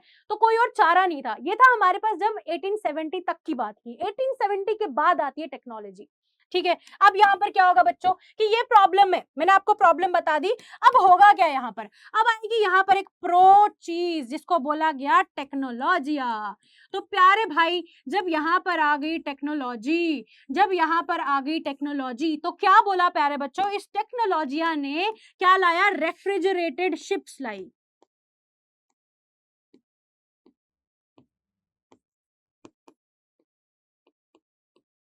क्या लाई बच्चों, रेफ्रिजरेटेड शिप्स लाई, ऐसी शिप्स लाई जो हमारे पास चिन्ह थी, एकदम चिन्ह, ठीक है, समझे, रेफ्रिजरेटेड शिप्स लाई। अब ये लाइव एनिमल्स की जगह पे यहाँ पर इनिशियल पॉइंट पे ही, यानी सफर शुरू होते ही जो इनिशियल पॉइंट है, यहीं पर एनिमल्स को स्लॉटर किया जाता था, यहीं पर जानवरों को मारा जाता था प्यारे बच्चों, ठीक है, यहीं पे जानवरों को स्लॉटर किया जाता था, एंड मार के रेफ्रिजरेटेड शिप में एज मीट ट्रांसपोर्ट किया जाता था, एंड मीट वॉज ट्रांसपोर्टेड। तो मीट को ट्रांसपोर्ट करना रेफ्रिजरेटेड शिप में प्यारे बच्चों और ज्यादा आसान था, ये कम एक्सपेंसिव था, एंड यूरोप में जो लोग हैं इनको चीपर मीट अवेलेबल होना चालू हो गया। तो क्या हमारे पास टेक्नोलॉजी ने चेंजेस नहीं की थी, यस मैम की थी। पल्लवी मैम का जलवा, पेपर बना हलवा, ठीक है आलिया बेटा। हाँ, मैंने देखा आलिया सभी क्वेश्चंस के एकदम ऐसे फर फर से जवाब देती है भाई, देखना आप सभी बच्चे भी ऐसे ध्यान से पढ़ाई करो, देखो कहाँ से कहाँ पहुंच जाओगे। ठीक है, अब देखो रेफ्रिजरेटेड शिप आई तो फ्रोजन मीट को हमने कैरी कर दिया। रिड्यूस शिपिंग कॉस्ट ये हमने पढ़ लिया। पोर यूरोपियन जो है, जो अब हमारे पास मीट को अफोर्ड कर पाते थे, बेटर लिविंग कंडीशंस अब हो गई। ठीक है, घर में पीस आ गया लोगों के, एंड यहाँ पर और ज्यादा सपोर्ट जो है वो लोग इनको करना शुरू हो गए। अब हम आगे चलते हैं, लेट 19th सेंचुरी की बात करते हैं, यानी कि अब जब 19th सेंचुरी खत्म होने लग गई थी, उस टाइम पीरियड में यहाँ पर क्या चीजें चलना शुरू हुई। ट्रेड जो है आपको पता है धीरे धीरे टेक्नोलॉजी के आने के बाद और ज्यादा बूस्ट हुआ। ठीक है, colonies lost freedom and livelihood, यानी कि जो कॉलोनीज थी उनकी जो आजादी थी वो छिन गई। यूरोपियन कॉन्क्वेस्ट, यानी कि आपको देखने को मिलेगा इकोनॉमिक सोशल इकोलॉजिकल डैमेज इसकी वजह से हो रहा था, है ना। इकोनॉमी में भी डैमेज हो रहा था, लॉस हो रहा था, सोशल अगर हम लेवल पे देखें तो बहुत ज्यादा लॉस हो रहा था। ठीक है, ये सारी चीजें हो रही थी। फिर यहाँ पर 1885 में एक कॉन्फ्रेंस होती है, बर्लिन कॉन्फ्रेंस, जिसमें अफ्रीका को डिवाइड कर दिया जाता है, ब्रिटेन एंड फ्रांस को एक्सपांड किया, बेल्जियम, जर्मनी और नई पावर्स यहाँ पे प्यारे बच्चा आ जाती है, एंड यूएसए भी इसको ज्वाइन कर लेता है इन 1890। एंड यही वो टाइम पीरियड था जब हमारे पास जो है कॉलोनियलिज्म, इसके साथ साथ में इंपीरियलिज्म भी आ गया, एक्सप्लॉयटेशन बढ़ गई। ठीक है, एंड सफरिंग ऑफ कॉलोनीज, जो लोग थे हमारे पास कॉलोनीज के अंदर, उनकी सफरिंग और भी ज्यादा बढ़ गई। अब इसी एक कॉलोनी में से एक कॉलोनी थी इंडिया। कॉलोनी मतलब एक ऐसा देश जिसके ऊपर किसी फॉरेन कंट्री का रूल है। सिमिलरली भारत के ऊपर भी रूल किसका था? अंग्रेजों का। अंग्रेजों ने क्या किया? हम लोगों के सारे रिसोर्सेज यहाँ से खत्म कर दिए। ठीक है, तो यहाँ पर टॉपिक आता है indentured labour migration from India, ये टॉपिक आ जाता है। और यहाँ पर क्या देखा हमने कि 19th सेंचुरी वर्ल्ड में प्यारे बच्चों यहाँ पर ग्रोथ तो हुई थी नो डाउट, मगर लोगों के दुख दर्द परेशानियां तकलीफें और ज्यादा बढ़ गई थी। लोगों को फोर्स किया जा रहा था लेबर माइग्रेशन के लिए, यानी इनको मजदूरी के लिए दूसरे देशों में भेजा जाना चालू हो गया था। मतलब ये सारी चीजें यहाँ पर की जाने लगी थी। ठीक है, अब देखो इंडियन एंड चाइनीज वर्कर्स को भेजा जाने लगा, इंडिया से भी और चाइनीज से भी। कहां पर? वही जो अमेरिका में प्लांटेशन थी, माइंस थी, रेलवेज थी, समझा। मतलब कि जो पहले हमारे पास अफ्रीका से हो रहा था, अब वो कहां से हो रहा है भाई? अब तो वो यहां से भी होना लग गया। ठीक है ना, आई होप इतना आपको समझ में आया होगा। नेक्स्ट क्या बताया कि इंडियन साइंड 5-year कॉन्ट्रैक्ट। क्या बनाया इंडियंस ने? साइन कर दिया 5 साल का कॉन्ट्रैक्ट, प्रॉमिस ऑफ रिटर्न की 5 साल के बाद हम घर वापसी करेंगे। अब ज्यादातर लोग यहाँ पे जो थे जिन्होंने कॉन्ट्रैक्ट साइन किया, वो थे आपके UP, Bihar, central India and Tamil Nadu से। ठीक है, यहाँ से लोग थे। हुआ क्या? ऐसी क्या चीजें थी जिसकी वजह से इनको जाना पड़ा? एक तो यार सबसे बड़ी थी जो चीज, दैट वाज गरीबी, पुअर्टी। जो रेंट्स थे यहाँ पर वो बहुत ही ज्यादा हाई हो चुके थे, इनके पास जमीनें नहीं थी जिसके ऊपर ये काम करें, तो ये लोग ना किसमें आ गए? डेट में आ गए, इनडेटेड। ठीक है, मतलब कि एकदम से कर्जदार बन गए, और इनको जो है अब लोन, वो सब चीजें, इंटरेस्ट, ब्याज, ये सूद समेत वापस करना था, समझा। अब ये सभी चीजें पूरी करने के लिए इनको एक ही रास्ता दिखा कि चलो बाहर चल देते। ठीक है, अस्सीता चले कनाडा। ठीक है, समझा। Okay, very good. आगे देखो क्या बोला गया कि मेन डेस्टिनेशन क्या थी इनकी? Caribbean islands. कहां पे ले जाना चाहते थे इनको? कैरिबियंस में। फिर यहाँ पर हमने देखा Mauritius, Fiji, Ceylon, Malaya, Assam, tea plantation वगैरह, यहाँ से ये सारे मतलब टी प्लांटेशन में भी मजदूरों को लाया जाता था। ठीक है, तो नेक्स्ट देखो, रिक्रूटमेंट जो है ऑफन एक्सप्लॉयटेटिव हुआ करती थी, मतलब कि फॉल्स प्रॉमिस किया जाता था। जब इनको यहाँ पर लाया जाता था ना, तो उस टाइम पीरियड पे इनको झूठे सपने दिखाए जाते थे कि अरे वहां पर तो बहुत अच्छा रहने को जगह मिलेगी, आपको वहां पर खाने का बहुत अच्छा इंतजाम होगा। ठीक है, तो वहां पर आपको सारी चीजें अच्छी अच्छी मिलेगी, इवन कि आप जब घर आओगे आपकी सारी प्रॉब्लम्स खत्म हो जाएंगी। ये सारी चीजें यहाँ पर प्यारे बच्चों जो है वो देखने को मिली थी। तो यहाँ पर इतना आपको आई गेस समझ में आया होगा। अब देखो होगा क्या यहाँ पर कि इसकी वजह से एक नया स्लेवरी का सिस्टम सामने आ गया, new system of slavery emerged. ठीक है, जिसमें हमारे पास लोगों को बहुत ही ज्यादा मुश्किल मुश्किल काम करने को दिए जाते थे, और उनके राइट्स बिल्कुल नहीं थे, वेजेस बहुत कम थी ना के बराबर, और वर्किंग आवर्स बहुत ज्यादा थे, समझा। तो क्या वो लोग खुश होंगे वहां पे? नहीं बच्चों, वो वहां पर बहुत ज्यादा परेशान थे। कुछ लोग तो वहां पर अडॉप्ट हो चुके, कुछ वहां से भाग गए, एस्केप कर लिया, and created a new culture forms. ठीक है, जिन्होंने हमने देखा कि पुराने और नए का एमलगमेशन, मिक्सचर बना दिया। और कुछ जो है प्यारे बच्चों वो बाहर ही रहे, है ना। कुछ जो यहाँ से गए थे वो वापस ही नहीं आ पाए, और जो वापस आए थे अगर उनको पकड़ लिया गया तो उनको एग्जीक्यूटेड, मार दिया गया था, ठीक है। तो क्या बोला कि बहुत ज्यादा लोग जो यहाँ से गए थे उसमें से कुछ लोग तो अब्रॉड ही सेटल हो गए। Today large Indians origin communities in Caribbean, Mauritius, Fiji etcetera हमें देखने को मिलते हैं।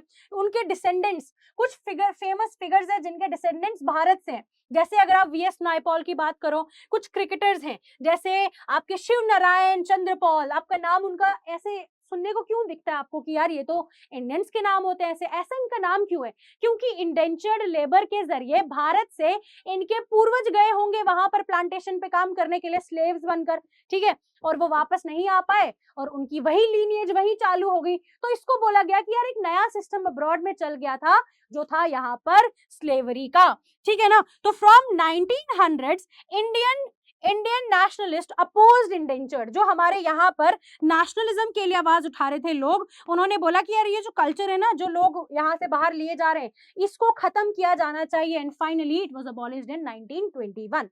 ओके, और ये जो डिसेंडेंट्स थे प्यारे बच्चों, दे ऑफन फेस लॉस, उनको नुकसान होता था, उनको कभी भी किसी के साथ मिलने नहीं दिया जाता था, उनके साथ डिस्क्रिमिनेशन होता था और बेसिकली उनको कूलीज बोला जाता था। आई गेस यहाँ तक आपकी चीजें आपको समझ में आई होंगी, ठीक है ना, यहाँ तक आपको चीजें समझ में आई होंगी। ओके, तो नेक्स्ट आपका टॉपिक क्या है बच्चों? इंडियन एंटरप्रेन्योर्स अब्रॉड, ठीक है। तो यहाँ पर बात करते हैं हम कि जो लार्ज प्लांटेशन थी ना, मतलब कि जो बड़ी बड़ी जमीनों पर प्लांटेशन करवाई जाती थी, इनको फाइनेंस किया जाता था इंडियन बैंकर्स एंड ट्रेडर्स के द्वारा। यानी कि जो भारत के ऐसे लोग थे जो वेल एस्टैब्लिश थे, अमीर थे, रिच थे, ठीक है, वेल्दी पीपल थे, ये लोग इनको प्यारे बच्चों क्या करते थे? फाइनेंस, इनको पैसा देते थे, ठीक है। तो देखो नेक्स्ट की ग्रुप्स, यानी कि जो मेजर इंपॉर्टेंट ग्रुप्स थे वो कौन थे? शिकारीपुरी श्रॉफ्स, नट्टू कोटाई चेटियार्स, ये यहाँ पर इंपॉर्टेंट नाम प्यारे बच्चों आपको देखने को मिलेंगे, ठीक है। इनके नाम काफी इंपॉर्टेंट है, आपको ये याद रखने हैं, ठीक है, आपसे ये पूछे जा सकते हैं। नेक्स्ट देखा हमने कि दे operated in central and south east Asia, moved money across large distances, they use their own funds, अपने ही फंड्स को यूज करते थे, या तो यूरोपियन बैंक से ये उधार लिया करते थे, बोरो कर लेते थे। And they developed indigenous corporate system, इन्होंने खुद का एक कॉर्पोरेट सिस्टम प्यारे बच्चों बना लिया था, जिसमें लोग इनसे पैसे लेते थे और ये लोगों को आगे जो है ये लोगों को पैसे या तो अपने फंड से या तो बाहर के बैंक से लोन लेकर दिया करते थे। क्यों? क्योंकि ये जो हमारे पास लोग हैं, गरीब लोग, इनको तो बाहर का बैंक कोई फाइनेंस नहीं करेगा, इन लोगों को कर लेते थे क्योंकि ये तो ऑलरेडी रिच थे, ठीक है। तो इन्होंने अपना एक खुद का इंडिजिनस कॉर्पोरेट सिस्टम बना दिया। Indian traders also went to Africa, ठीक है, विद कॉलोनाइजर्स, जैसे कि हैदराबादी सिंधी ट्रेडर्स, इन्होंने यहाँ पर अपनी शॉप्स जो है पूरे ग्लोबली सेटअप कर ली थी। और अगर 1960s तक की बात करेंगे प्यारे बच्चों, तो जो इंडियन ट्रेडर्स थे, दे हैड फ्लोरिशिंग बिजनेसेस इन इनको कहाँ पे बिजनेस मिल गए थे? बिजनेसेस इन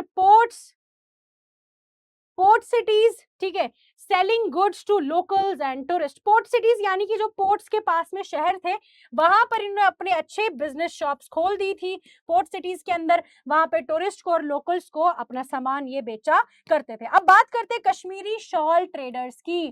तो कश्मीरी शॉल ट्रेड की प्यारे बच्चों एक बहुत ही अच्छी पुरानी कहानी है। जो कश्मीरी मर्चेंट्स हैं, यहाँ पे देखा गया कि they traded in Yarkand, Khotan and Central Asia since late 18th century. अब देखो, हो सकता है कि जो मैं यहाँ पे प्रोनाउंस कर रही हूँ ये ऐसी प्रोनाउंसिएशन ना हो, आप लोगों को अच्छे से पता हो इसकी प्रोनाउंसिएशन, बट आप समझ जाना, ये वर्ड खुद से प्रोनाउंस कर लेना, ठीक है ना। ये यहाँ पर ट्रेड किया करते थे, सेंट्रल एशिया में भी ट्रेड किया करते थे सिंस लेट 18th सेंचुरी, ठीक है, 18वीं सेंचुरी के एंड तक भी यहाँ पर ट्रेड जो है कश्मीरी मर्चेंट्स किया करते थे। अब यहाँ पर इन्होंने अपने वेयर हाउस, बड़े बड़े जैसे ना स्टोर करने के लिए जगहें बनाई, इन्होंने अपनी वूल की ट्रेड को मोनोपोलाइज कर दिया। क्या बोला कि भाई ट्रेड अगर वूल में कोई करेगा तो सिर्फ हम करेंगे, कश्मीरी मर्चेंट्स, ठीक है। तो next, by 1860s 80% of Kashmiri shawls exported to, कहां भेजे जाते थे? 80% तक जितना भी मैन्युफैक्चर किया जा रहा है कश्मीरी शॉल को, इसको भेजा जाता था रेस्ट आपका फ्रांस में 80% फ्रांस में जा रहा है, बाकी जा रहा है US, Russia, Italy, Britain and Germany. यानी कि जो मेजर आपका यहाँ पर इंटरेस्टेड था वो था फ्रांस, ठीक है। अब यहाँ पर नाम आते हैं दो इंपॉर्टेंट, हाजी मुख्तार शाह अशाए, ठीक है, इनका नाम आता है, जो कश्मीरी शॉल मैन्युफैक्चरर थे, बहुत ही फेमस थे। और अगर शॉल्स की बात करें तो भाई वो बहुत अच्छे वेडिंग गिफ्ट्स के तौर पे जो है माने जाते थे, ठीक। क्यों? क्योंकि नेपोलियन ने गिफ्ट किए थे अपनी वाइफ को, मैरी ल्यूस को 17 कश्मीरी शॉल्स अपनी शादी के तोहफे पे गिफ्ट किए थे, ठीक है। और अगर हम अर्ली 19th सेंचुरी को देखें तो यहाँ पर रशियन मार्केट में भी बहुत अच्छी बेहतरीन डिमांड जो है कश्मीरी शॉल की वो हो चुकी थी। अगर हम यहाँ पर देखें कंक्लूजन, तो क्या बताया गया कि जो कश्मीरी शॉल थे वो एक ग्लोबल लग्जरी कमोडिटी बन गई, यानी कि जो एलीट लोग होते हैं ना, ऐसे एकदम से अमीर रिच, उनके पास चिज करके ये शॉल जो है हुआ करता था, जो गरीब थे उनके पास ये शॉल नहीं हुआ करता था। तो आज भी आप लोगों को पता है कि कश्मीरी शॉल की एक अलग ही कहानी है, एक अलग ही पहचान है, ठीक है। और जिसकी वजह से लिंक किया गया कश्मीर को यूरोप के साथ and Central Asia through colonial era trade, मतलब इतने पुराने टाइम पीरियड में भी कश्मीर ने अपनी जगह बना ली थी, ठीक है। अब देखो, भारत के ट्रेड की बात करेंगे हम। Fine cotton once exported to Europe, पहले हमने देखा कि जो फाइन कॉटन था भारत का, इंडियन कॉटन, इसको यूरोप में एक्सपोर्ट किया जाता था, मगर बाद में हमने क्या देखा, देखो सिंपल सी लैंग्वेज में यहाँ पे मैं आपको बताती हूँ हुआ क्या। पहले जो फाइन कॉटन है इसको कहाँ भेजा जाता था भाई, इसको यूरोप भेजा जाता था, ठीक है। इसको एक्सपोर्ट किया जाता था, कहां पर, it was exported to Europe. मगर यूरोप में हमने क्या देखा प्यारे बच्चों, जब खुद का यहाँ पर इंडस्ट्रियलाइजेशन हुआ ना, ठीक है, यहाँ पर हमने देखा कि new industries setup, new industries वर सेट अप, ठीक है, विच लेड टू इंडस्ट्रियलाइजेशन। इसकी वजह से प्यारे बच्चों यहाँ पर क्या हो गया, इंडस्ट्रियलाइजेशन हो गया था। तो ये जो इंडस्ट्रियलाइजेशन है यहाँ पर क्या बोला गया कि it was the setting up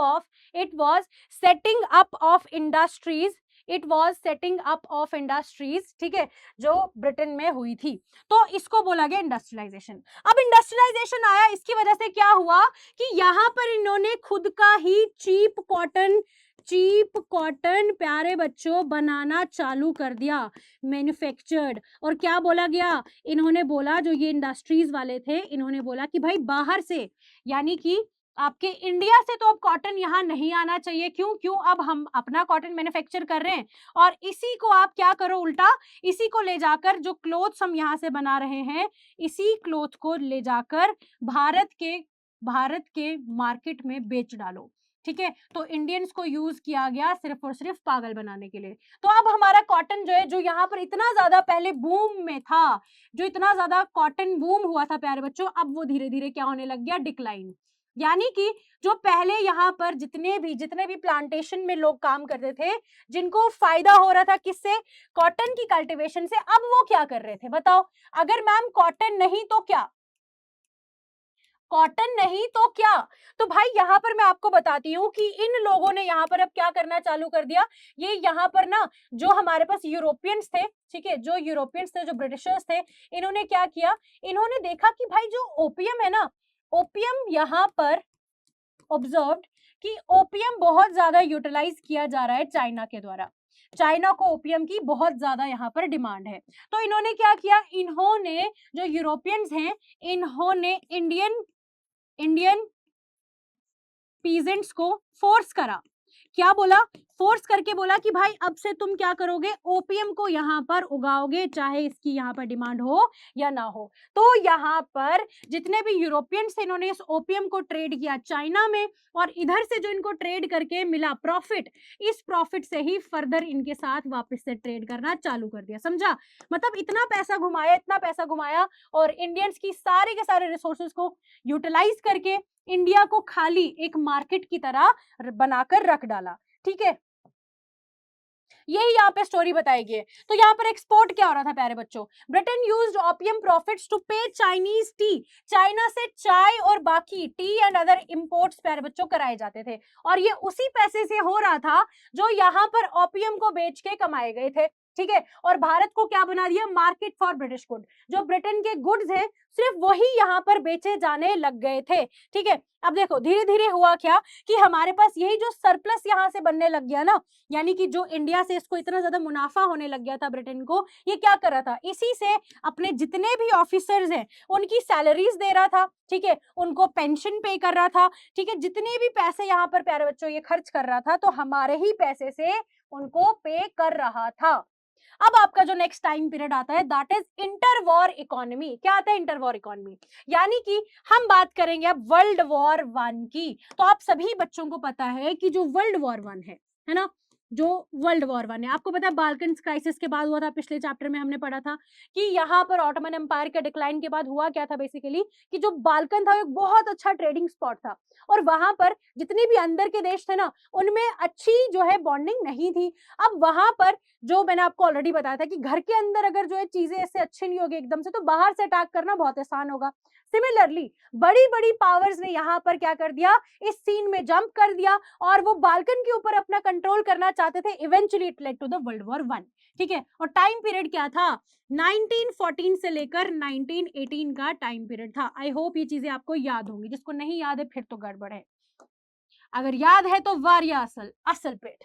ठीक है, तो क्या बताया गया कि वर्ल्ड वॉर वन ने बहुत अच्छा यहाँ पर अपना रोल प्ले किया था। ठीक है, political crisis lasting over 3 decades, मतलब ये सारी चीजें यहाँ पर वर्ल्ड वॉर वन ने बहुत ही अपना प्रोमिनेंट रोल जो है प्ले किया था। हुआ क्या था बेसिकली, किस किस के बीच में हो गया था, देखो it was fought between allies versus central powers, यानी कि जो आपकी एलाइज हैं और जो आपके सेंट्रल पावर्स हैं उनके बीच में प्यारे बच्चों इनको देखा गया था। एलाइज में आपके आते हैं बर्फ कंट्रीज, बीआरएफ, ठीक है, और यहाँ आती है आपकी गैट कंट्रीज। देखो बहुत सिंपल है याद रखना, एक है आपकी एलाइड, इधर आती है आपकी बर्फ कंट्रीज। मैंने आपको एक्रोनिम दिया है याद करने के लिए, पिछले साल भी पढ़ाया था। ठीक है, अभी भी वापस से बता रही हूँ, क्लास 9th में भी बता दिया। अलाइड वर्सेस सेंट्रल पावर्स, ये था आपका वर्ल्ड वॉर वन, है क्या, वर्ल्ड वॉर वन, WW1। ठीक है ना, तो एलाइड और सेंट्रल पावर्स, एलाइड में है आपकी बर्फ कंट्रीज और यहाँ है आपकी गैट कंट्रीज। ठीक है, गैट कंट्रीज। मैम ये क्या है, मैम हमें नहीं समझ में आया, आप बताओ। चलो मैं बता देती हूँ, कोई बात नहीं, मुझे पता है तुम थोड़े से पागल हो। अच्छा, बी से है आपका प्यारे बच्चों ब्रिटेन, बी से है आपका ब्रिटेन, आर से है आपका रशिया, और एफ से है आपका फ्रांस। यहां से जी से है आपका जर्मनी, ए से है आपका ऑस्ट्रिया, एंड टी से है आपका टर्की, जिसपे पहले रूल कौन था, ऑटोमन अंपायर। ठीक है ना, तो ये था आपका वर्ल्ड वॉर वन, यही यहां पर भी बताया है आपका। ठीक है ना, अब देखो, अब ये चीज याद रखना कि लेटर ऑन इसको यूएस ने ज्वाइन करा था, बहुत बाद में बड़े भैया ने ज्वाइन किया था और उसी ने इनको मजा चखा दिया था, लेटर यूएस ने ज्वाइन किया था, ये पॉइंटर याद रखना। ठीक है, तो फर्स्ट मॉडर्न इंडस्ट्रियल वॉर था, क्योंकि यहाँ पर बहुत ज्यादा मॉडर्न टूल्स को यूज किया गया था, टैंक्स यूज हुए, एयरक्राफ्ट, केमिकल वेपन्स, इवन की मशीन गन्स को भी यहाँ पर यूज किया गया था, जिसकी वजह से बहुत ज्यादा डिस्ट्रक्शन हुआ था। 9 मिलियन लोगों की जान चली गई थी, 20 मिलियन लोग इंजरी जो है उनको आई थी, यानी कि जख्मी हुए थे। ठीक है, men of working age killed, जिसकी वजह से वर्क फोर्स जो है वो हमारे पास रिड्यूस हो गई और फैमिली इनकम भी कम हो गई। इंडस्ट्रीज ने यहाँ पर क्या कर दिया प्यारे बच्चों, industries reorganise for war goods. जितनी भी ब्रिटेन की इंडस्ट्रीज थी उनको जो है ऑर्डर दिया गया कि अब आप कुछ और नहीं बनाओगे, बल्कि क्या बनाओगे, सिर्फ चीजें वो बनाओगे जो वॉर में यूटिलाइज होती हैं। और विमेन्स को यहाँ पर रिप्लेस कर दिया गया, रिप्लेस्ड मेन इन जॉब, क्योंकि मेन चले गए बैटल फील्ड पे। अब पीछे यहाँ पर काम कौन करेगा, बची विमेन्स, तो विमेन्स को यहाँ पर जगह दे दी काम करने के लिए। इकोनॉमिक लिंक्स स्नैप्ड, ब्रिटेन ने यहाँ पर प्यारे बच्चों जंग लड़ने के लिए यूएस से बहुत ज्यादा लोन ले लिया था। एंड यहाँ पर देखो आफ्टर वॉर जब जंग एक बार खत्म हुई तो क्या देखा कि यूएस जो है वो वर्ल्ड्स लार्जेस्ट क्रेडिटर बन के सामने आया। ठीक है, तो यहाँ पर जो ग्लोबल पावर का शिफ्ट हुआ, ग्लोबल इकोनॉमिक पावर का शिफ्ट हुआ, वो कहाँ की तरफ हो गया? अब यूएस की तरफ हो गया, और यूएस एक बहुत बड़ी पावर की तरह सामने बन के आ गया। ठीक है ना, ये मैंने आपको बता दिया। तो नेक्स्ट देखो, पोस्ट वॉर रिकवरी, यानी वॉर तो खत्म हो गई, इससे रिकवर करना कैसे था? तो देखो, ब्रिटेन जो था उसने अपनी डोमिनेंस खो दी थी, है ना, ब्रिटेन ने अपनी डोमिनेंस खो दी। इंडस्ट्रीज जो है वो अभी इस टाइम पीरियड में जब ये वॉर में लगा था, भारत में भी बन गई थी, जापान में भी बन गई थी, तो जो इसकी कॉलोनीज थी वो तो इसके हाथ से अब निकलने लगी थी। एक तो जंग लड़ने के लिए इतना इसने कर्जा ले लिया, अब वापस भी देना था। ठीक है, अब क्राइसिस थी, पैसा था नहीं, और इसके जेब में एक धेला नहीं है, और साथ में लोगों के वहां पे क्या होगी, अनएम्प्लॉयमेंट बढ़ चुकी थी। ठीक है, अब देखो क्या बताया गया है कि 5 लोगों में से एक बंदा जॉबलेस था 1921 में। सोचो कितनी ज्यादा अनएम्प्लॉयमेंट थी। वीट ग्लट आफ्टर वॉर, देखो हुआ क्या था, मैं आपको बताती हूँ। बेसिकली यहां पर जब ब्रिटेन इन्वॉल्व था, किसमें? ब्रिटेन इन्वॉल्व था बैक एंड पे वॉर में, तो ब्रिटेन की जितनी भी इंडस्ट्रीज थी, ब्रिटेन की जितनी भी इंडस्ट्रीज थी मेरे प्यारे बच्चों, वो क्या कर रही थी? वो सिर्फ और सिर्फ वॉर गुड्स को बनाने में बिजी थी। वॉर गुड्स मतलब ऐसी चीजें जो इसको जंग लड़ने के काम आएंगी, और बिल्कुल भी यहाँ पर वीट वगैरह की प्रोडक्शन नहीं हो रही थी। अब बाकी जितनी भी दुनिया में कंट्रीज थी इसके आसपास की, इनको पता चल गया कि ब्रिटेन में किस चीज की जरूरत है। ब्रिटेन में डिमांड है किस चीज की? ब्रिटेन में डिमांड है वीट की, फूड ग्रेन्स की, है ना, इसकी डिमांड है फूड ग्रेन्स की। तो जितने भी आसपास के देश हैं वो यहाँ पर वीट को कल्टीवेट करना चालू कर गए, और वीट यहाँ से कल्टीवेट करके कहाँ ले जाया गया? ब्रिटेन ले जाया गया। ठीक है, ब्रिटेन ले जाया गया। तो यहाँ पर जितने भी आसपास के देश है वो अब किसकी कल्टीवेशन कर रहे हैं? सिर्फ और सिर्फ वीट की। अब एक टाइम ऐसा आता है कि वॉर खत्म हो जाती है। वॉर खत्म हो गई 1918 में। तो 1918 में वॉर खत्म होने के बाद ये जितना भी यहाँ पर एक्सेस में, ये जितना भी यहाँ पर प्यारे बच्चों एक्सेस में वीट को प्रोड्यूस किया गया था, एक्सेस जो वीट की प्रोडक्शन हुई थी प्यारे बच्चों, ये तो यहाँ पर वेस्ट होनी थी, और ये वेस्ट हुआ भी। और इनिशियली लोगों ने इसको ओवरकम करने के लिए और ज्यादा वीट को प्रोडक्शन करना चालू कर दिया। बोला कि शायद अभी नहीं बढ़ रहा है या अभी नहीं बिक रहा है, और ज्यादा प्रोड्यूस करते हैं तो और ज्यादा बिक जाएगा शायद। तो लोगों ने और ज्यादा प्रोड्यूस किया आउट ऑफ पैनिक। तो उस पैनिक के मोड में जिन्होंने और ज्यादा वीट यहाँ पर प्यारे बच्चों उगाया, उसकी वजह से वीट की प्राइसेस और डिमांड बहुत ज्यादा शार्पली डिक्लाइन हो गई, गिर गई, जिसकी वजह से जितने भी फार्मर्स थे वो नुकसान में आ गए और उनका पैसा बिल्कुल से डूब गया। आई होप ये आपको समझ में आया होगा, और यहाँ पर आपको समझ में आएगा कि अब इस तरीके से कितना ज्यादा मुश्किल हो गया था इन सभी चीजों से जो है प्यारे बच्चों ओवरकम करना। अब बाकी सबका बुरा चल रहा था, मंदा चल रहा था, बट अच्छा किसका चल रहा था? यूएस का। तो देखो यहाँ पर एक बहुत अच्छी टेक्निक इन्होंने ले आए थे, ये rise of mass production and consumption. तो यहाँ पर एक चीज जो है बोली जाएगी कि भाई जितना ज्यादा प्रोड्यूस कर रहे हो ना, तो मास प्रोडक्शन जो है वो जरूरी नहीं है, बल्कि मास प्रोडक्शन को सक्सेसफुल बनाने के लिए मास कंजम्पशन होना जरूरी है। यानी कि अगर वीट इतना ज्यादा अमाउंट में बना लिया तो उसको खाने वाला भी तो कोई होना चाहिए। यानी कि अगर आप गुड्स, ये गाड़ियां इतनी ज्यादा बनाओगे, उसको चलाने वाला, खरीदने वाला तो कोई होना चाहिए। तो ये चीज यूएस ने समझ ली थी कि सिर्फ और सिर्फ मास प्रोडक्शन इंपॉर्टेंट नहीं है, बल्कि मास कंजम्पशन है जो इसको जस्टिस करेगा। समझा? यस मैम, समझ में आ गया, वेरी गुड प्यारे बच्चों। तो देखो यूएस की रिकवरी वर्ल्ड वॉर 1 के बाद थोड़ी फास्टर थी, ठीक है ना। इसने यहाँ पर क्या कर दिया, मास प्रोडक्शन करना, ये ना मतलब समझ गया कि यार अगर कुछ मुझे करना है मास प्रोडक्शन करना पड़ेगा। तो एक बहुत अच्छा नाम सामने आता है, हेनरी फोर्ड। क्या बोला? Henry Ford. इन्होंने अपनी गाड़ियों की फैक्ट्री में, आपको पता है ना फोर्ड की गाड़ियां आती है, तो इसमें इन्होंने क्या शुरू कर दिया, असेंबली लाइन मेथड लाना चालू कर दिया। अब असेंबली लाइन में क्या होगा, सारी चीजें एक साथ बनाई जाएंगी सीधा, ठीक है, जो आपकी कन्वेयर बेल्ट है उसके थ्रू चीजें बनना शुरू हो जाएंगी। अलग से लेबर जो है वो आपको इतनी ज्यादा नहीं चाहिए।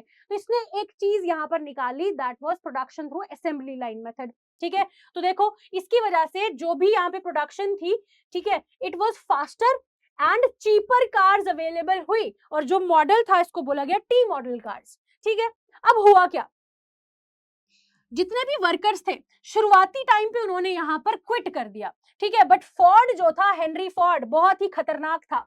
चालाक था। इसने क्या किया, इसने ये जितने भी वर्कर्स थे जो छोड़ के चले गए, इनको लगा काम बहुत ज्यादा है, तो इसने क्या किया कि इंस्टेड ऑफ ये मतलब 10 वर्कर्स की जगह 50 वर्कर्स कर दे, इसने 10 वर्कर्स की सैलरी बढ़ा दी, डबल कर दी सैलरी। जहां पे मान लो ये 10 लोगों को 100 रुपए देकर ये कितना करता था, ये इनको 1000 रुपए दे देता था, ठीक है 10 लोगों को। अगर इसको 50 करने पड़ते तो बताओ, 10 लोगों को 1000 दे रहा है तो वैसे इसको सिमिलरली ज्यादा पैसा यूज हो रहा है, ठीक है। तो यहाँ पर क्या बोला गया, यहाँ पर बोला गया प्यारे बच्चों कि अब इसने क्या कर दिया, 2000 में ही अपना काम बना दिया। समझा, इसने क्या कर दिया, अपना जितने वर्क के लिए इसको लेबर चाहिए थे उसका नंबर रिड्यूस कर दिया, मगर उनको जो वेजेस दे रहा है उनको डबल कर दिया, ठीक है। तो इसने वेजेस को डबल कर दिया, ठीक है, $5 एक दिन में ये उनको देता था। तो ये एक बहुत ही अच्छी टेक्निक थी। अब इसको फॉर्डिज्म बोला गया, ठीक है। इसकी जो आइडियोलॉजी थी, इसकी जो प्यारे बच्चों आइडियोलॉजी थी फॉर्ड की, उसको बोला गया फॉर्डिज्म। इसने क्या किया, इसने यहाँ पर लाई हाई वेजेस, मास प्रोडक्शन किया, वर्कर्स को यहाँ पर प्यारे बच्चा इतना अच्छा गुड बना के दिया कि वो लोग भी खुद गुड्स को परचेज कर सकते थे, ठीक है। होता क्या है कि इतने अच्छे अफोर्डेबल चीजें बनाए कि कंज्यूमर हमारे पास मार्केट में बढ़ गया। किस चीज के लिए, कार्स के लिए, लोगों ने कार्स की डिमांड की, हेवीली परचेज की, रेफ्रिजरेटर, रेडियोज, वॉशिंग मशीन्स। अब कैसे खरीदा, ऑन क्रेडिट हायर परचेज, ठीक है। तो दूसरा देखो नेक्स्ट क्या आया यहाँ पर कि एक साइकिल बन गया, साइकिल बन गया। कैसा साइकिल, देखो जब भी आपके पास कहीं पर डिमांड क्रिएट हुई, तो देखो यूएस की स्टोरी हम डिस्कस कर रहे हैं ना, तो यूएस में क्या हुआ है, अचानक से डिमांड बढ़ गई है, डिमांड ऑफ गुड्स इंक्रीज्ड, बढ़ गई है। तो डिमांड को फुलफिल करने के लिए अब क्या चाहिए, इसको प्रोडक्शन करनी पड़ेगी। तो अगर डिमांड बढ़ गई है तो इसको यहाँ पर प्रोडक्शन इंक्रीज करनी पड़ेगी, तो साइमल्टेनियसली क्या हो जाएगी, इसको चीजें प्रोड्यूस भी ज्यादा अमाउंट में, मास प्रोडक्शन करनी पड़ेगी, तो प्रोडक्शन इंक्रीज करनी पड़ेगी, प्रोडक्शन भी बढ़ गई मान लो। अब अगर प्रोडक्शन बढ़ गई तो ज्यादा काम करने के लिए कौन चाहिए, ज्यादा लेबर्स चाहिए। कौन चाहिए प्यारे बच्चों, मोर लेबर इज रिक्वायर्ड, ज्यादा अमाउंट में यहाँ पर लेबर्स की जरूरत है। तो जितने ज्यादा लेबर्स को काम मिलेगा, इतनी ज्यादा more employment opportunities, more employment प्यारे बच्चों, मोर एम्प्लॉयमेंट अपॉर्चुनिटीज जो है प्यारे बच्चों आपको देखने को मिलेंगी, ठीक है ना, बहुत ज्यादा अपॉर्चुनिटीज आपको देखने को मिलेंगी। तो क्या बोला कि जितने ज्यादा लोगों को जॉब्स मिलेगी उनकी इनकम भी इंक्रीज हो जाएगी। जब इनकम में इंक्रीज होगी, लोगों के पास पैसा आ जाएगा, तो लोग और ज्यादा डिमांड करना चालू कर देंगे, तो डिमांड भी इंक्रीज हो जाएगी। तो ये साइकिल बन गया ना कि डिमांड बढ़ रही है, प्रोडक्शन बढ़ रही है, ज्यादा लोगों को जॉब्स मिल रही है, इनकम बढ़ रही है, लोग फिर डिमांड कर रहे हैं। तो ये जो एक साइकिल क्रिएट हुआ, ये बहुत बेहतरीन टाइम पीरियड, इस टाइम पीरियड की एक खास बात थी, ठीक है। अब देखो यहाँ पे होता क्या है, मास प्रोडक्शन हो रही है, जॉब्स क्रिएट हो रहे हैं, इनकम क्रिएट हो रहे हैं, यूएस का एक्सपोर्ट बढ़ गया, कैपिटल बढ़ गया, ठीक है। और इसकी वजह से यूरोप की रिकवरी और ज्यादा बूस्ट हुई, ठीक है, जल्दी रिकवर कर गया। बट हमने देखा कि बाय 1929 ये जो बूम था ना, ये एंड हो गया। क्यों, क्योंकि ग्रेट डिप्रेशन आ जाता है। क्या आ गया, ग्रेट डिप्रेशन आ गया, ठीक है, महामारी आ गई भाई, मंदा आ गया। तो यहाँ पर कंक्लूजन क्या था कि जो फोर्ड्स का मास प्रोडक्शन मेथड था, यहाँ पर यूरोप की जो आपका यूएस है उसकी इकोनॉमी में बूस्ट तो हुआ, boost of the 1920s, but the cycle collapsed by the 1929। 10 साल के अंदर अंदर हमारे पास ये साइकिल एंड हो गया, और यहां से शुरुआत होती है आपकी ग्रेट डिप्रेशन की। अरे कहां गया, ग्रेट डिप्रेशन 1929 से लेकर 1930s। अब यहाँ पे होता क्या है कि जो आपकी वॉल स्ट्रीट है, वॉल स्ट्रीट ऑफ एक्सचेंज, वो क्रैश हो जाती है यूएस के अंदर, और ये सबसे बड़ी जो है एक्सचेंज मानी जाती है, ठीक है। अगर दुनिया की सबसे बड़ी जो आपकी जो एक्सचेंज है वही अगर क्रैश हो जाएगी, तो बाकी इकोनॉमीज का क्या होगा, इवेंचुअली सबके सब गिरेंगी। तो सिमिलरली वही हुआ, ठीक है। तो 1929 में यूएस का वॉल स्ट्रीट क्रैश होता है, जिसकी वजह से पूरी की पूरी दुनिया में ये सारी क्रैश की या इकोनॉमिक क्राइसिस की चीजें फैलना चालू हो जाती हैं। अब कॉज क्या था, क्यों क्यों फैल रही थी ये सारी चीजें, हो क्यों रही थी, ओवर प्रोडक्शन, है ना। धीरे धीरे ये असेंबली लाइन मेथड आया तो ओवर प्रोडक्शन हो गया। डिमांड जो है धीरे धीरे अब क्या होने लगी, लोगों ने इतना ज्यादा परचेज किया कि अब लोगों को और नहीं चाहिए, ठीक है। लोग जो मार्केट में चीजें उसी को ले दे रहे हैं, मगर और डिमांड नहीं कर रहे, समझा। नेक्स्ट क्या बोला, speculation in stock market, stock market भी इंपैक्ट होता है, बैंक्स कोलैप्स हो जाते हैं, और इसकी वजह से प्यारे बच्चों जो यूएस एक इतना बड़ा पावर बन रहा था, जो इकोनॉमी में शिफ्ट यूएस की तरफ हुआ था, यहाँ पे क्या होता है कि जो इंडस्ट्रियल आउटपुट थे प्यारे बच्चा वो एकदम 50% गिर जाते हैं, समझा। अब नेक्स्ट क्या बोला, इसकी वजह से जो लोगों को ज्यादा प्रोडक्शन से ज्यादा जॉब्स मिल रही थी ना, तो कम प्रोडक्शन से यहाँ पर क्या हो जाएगा, अनएम्प्लॉयमेंट भी और ज्यादा बढ़ जाएगी। यूरोप जो है प्यारे बच्चों, इसमें और ज्यादा खतरा जो है वो हमें देखने को मिला। नुकसान जो है यहाँ पर ज्यादा दिखा स्पेशली जर्मनी में, क्योंकि रेपरेशंस वर्ल्ड वॉर 1 के जर्मनी को ही देने पड़े थे। वॉर गिल्ट जो है, वॉर गिल्ट प्यारे बच्चों एक मतलब क्या बोला गया, वर्ल्ड वॉर 1 का सारा ब्लेम जर्मनी पे आ गया कि तेरी वजह से हुआ सब कुछ, और इसको इसका जुर्माना भी भरना पड़ा। तो बोला गया कि जर्मनी को सबसे ज्यादा नुकसान हुआ, एक तो जुर्माना भी, ऊपर से ग्रेट डिप्रेशन चल रहा है, ठीक है ना। तो क्या बोला कि गरीबी में आटा गीला। ओके, नेक्स्ट है आपके पास एग्रीकल्चरल कंट्री जैसे इंडिया, यहाँ पर भी ये ग्रेट डिप्रेशन देखने को मिला, क्योंकि जो क्रॉप्स थी इसकी प्राइसेस गिर गई। जो हमारे पास गांव वाले एरियाज थे, जो लोग ज्यादातर एग्रीकल्चर पे ही डिपेंड थे, इनका दाना पानी और ज्यादा खत्म हो जाता है, और लोग जो है गरीब होना चालू हो जाते हैं, और ज्यादा गरीबी का आलम आ जाता है। ग्लोबल ट्रेड हमारे पास खत्म होने लग जाता है, इकोनॉमीज कोलैप्स होती हैं, एंड दुनिया में अनएम्प्लॉयमेंट का टाइम पीरियड बहुत ज्यादा बढ़ जाता है। कंक्लूजन क्या है, इसका मतलब क्या है, हुआ क्या इवेंचुअली, ग्रेट डिप्रेशन सबसे ज्यादा हमारे पास क्या है, great depression was the most severe global economic crisis। सबसे ज्यादा बड़ी हमारे पास ग्लोबल क्राइसिस कौन सी थी, आपका ग्रेट डिप्रेशन था। ठीक है, ये धीरे धीरे स्प्रेड हो रहा था कहां से, US to the entire world in the 1930s। 1929 में यूएस में चालू हुआ, मगर 30s तक आते आते पूरे वर्ल्ड में ये फैल गया। बहुत अच्छे। अब आपके पास नेक्स्ट क्या आता है कि भारत में ग्रेट डिप्रेशन की बात करते हैं। आओ, भारत में भी और भारत के अंदर जम्मू एंड कश्मीर में भी, ठीक है। तो यहाँ पे हमने क्या देखा प्यारे बच्चों कि जितने भी आपके एक्सपोर्ट इंपोर्ट्स है ना, वो इस टाइम पीरियड के अंदर 1928 से 34 के अंदर एकदम से हाफ हो गए, गिर गए, ठीक है।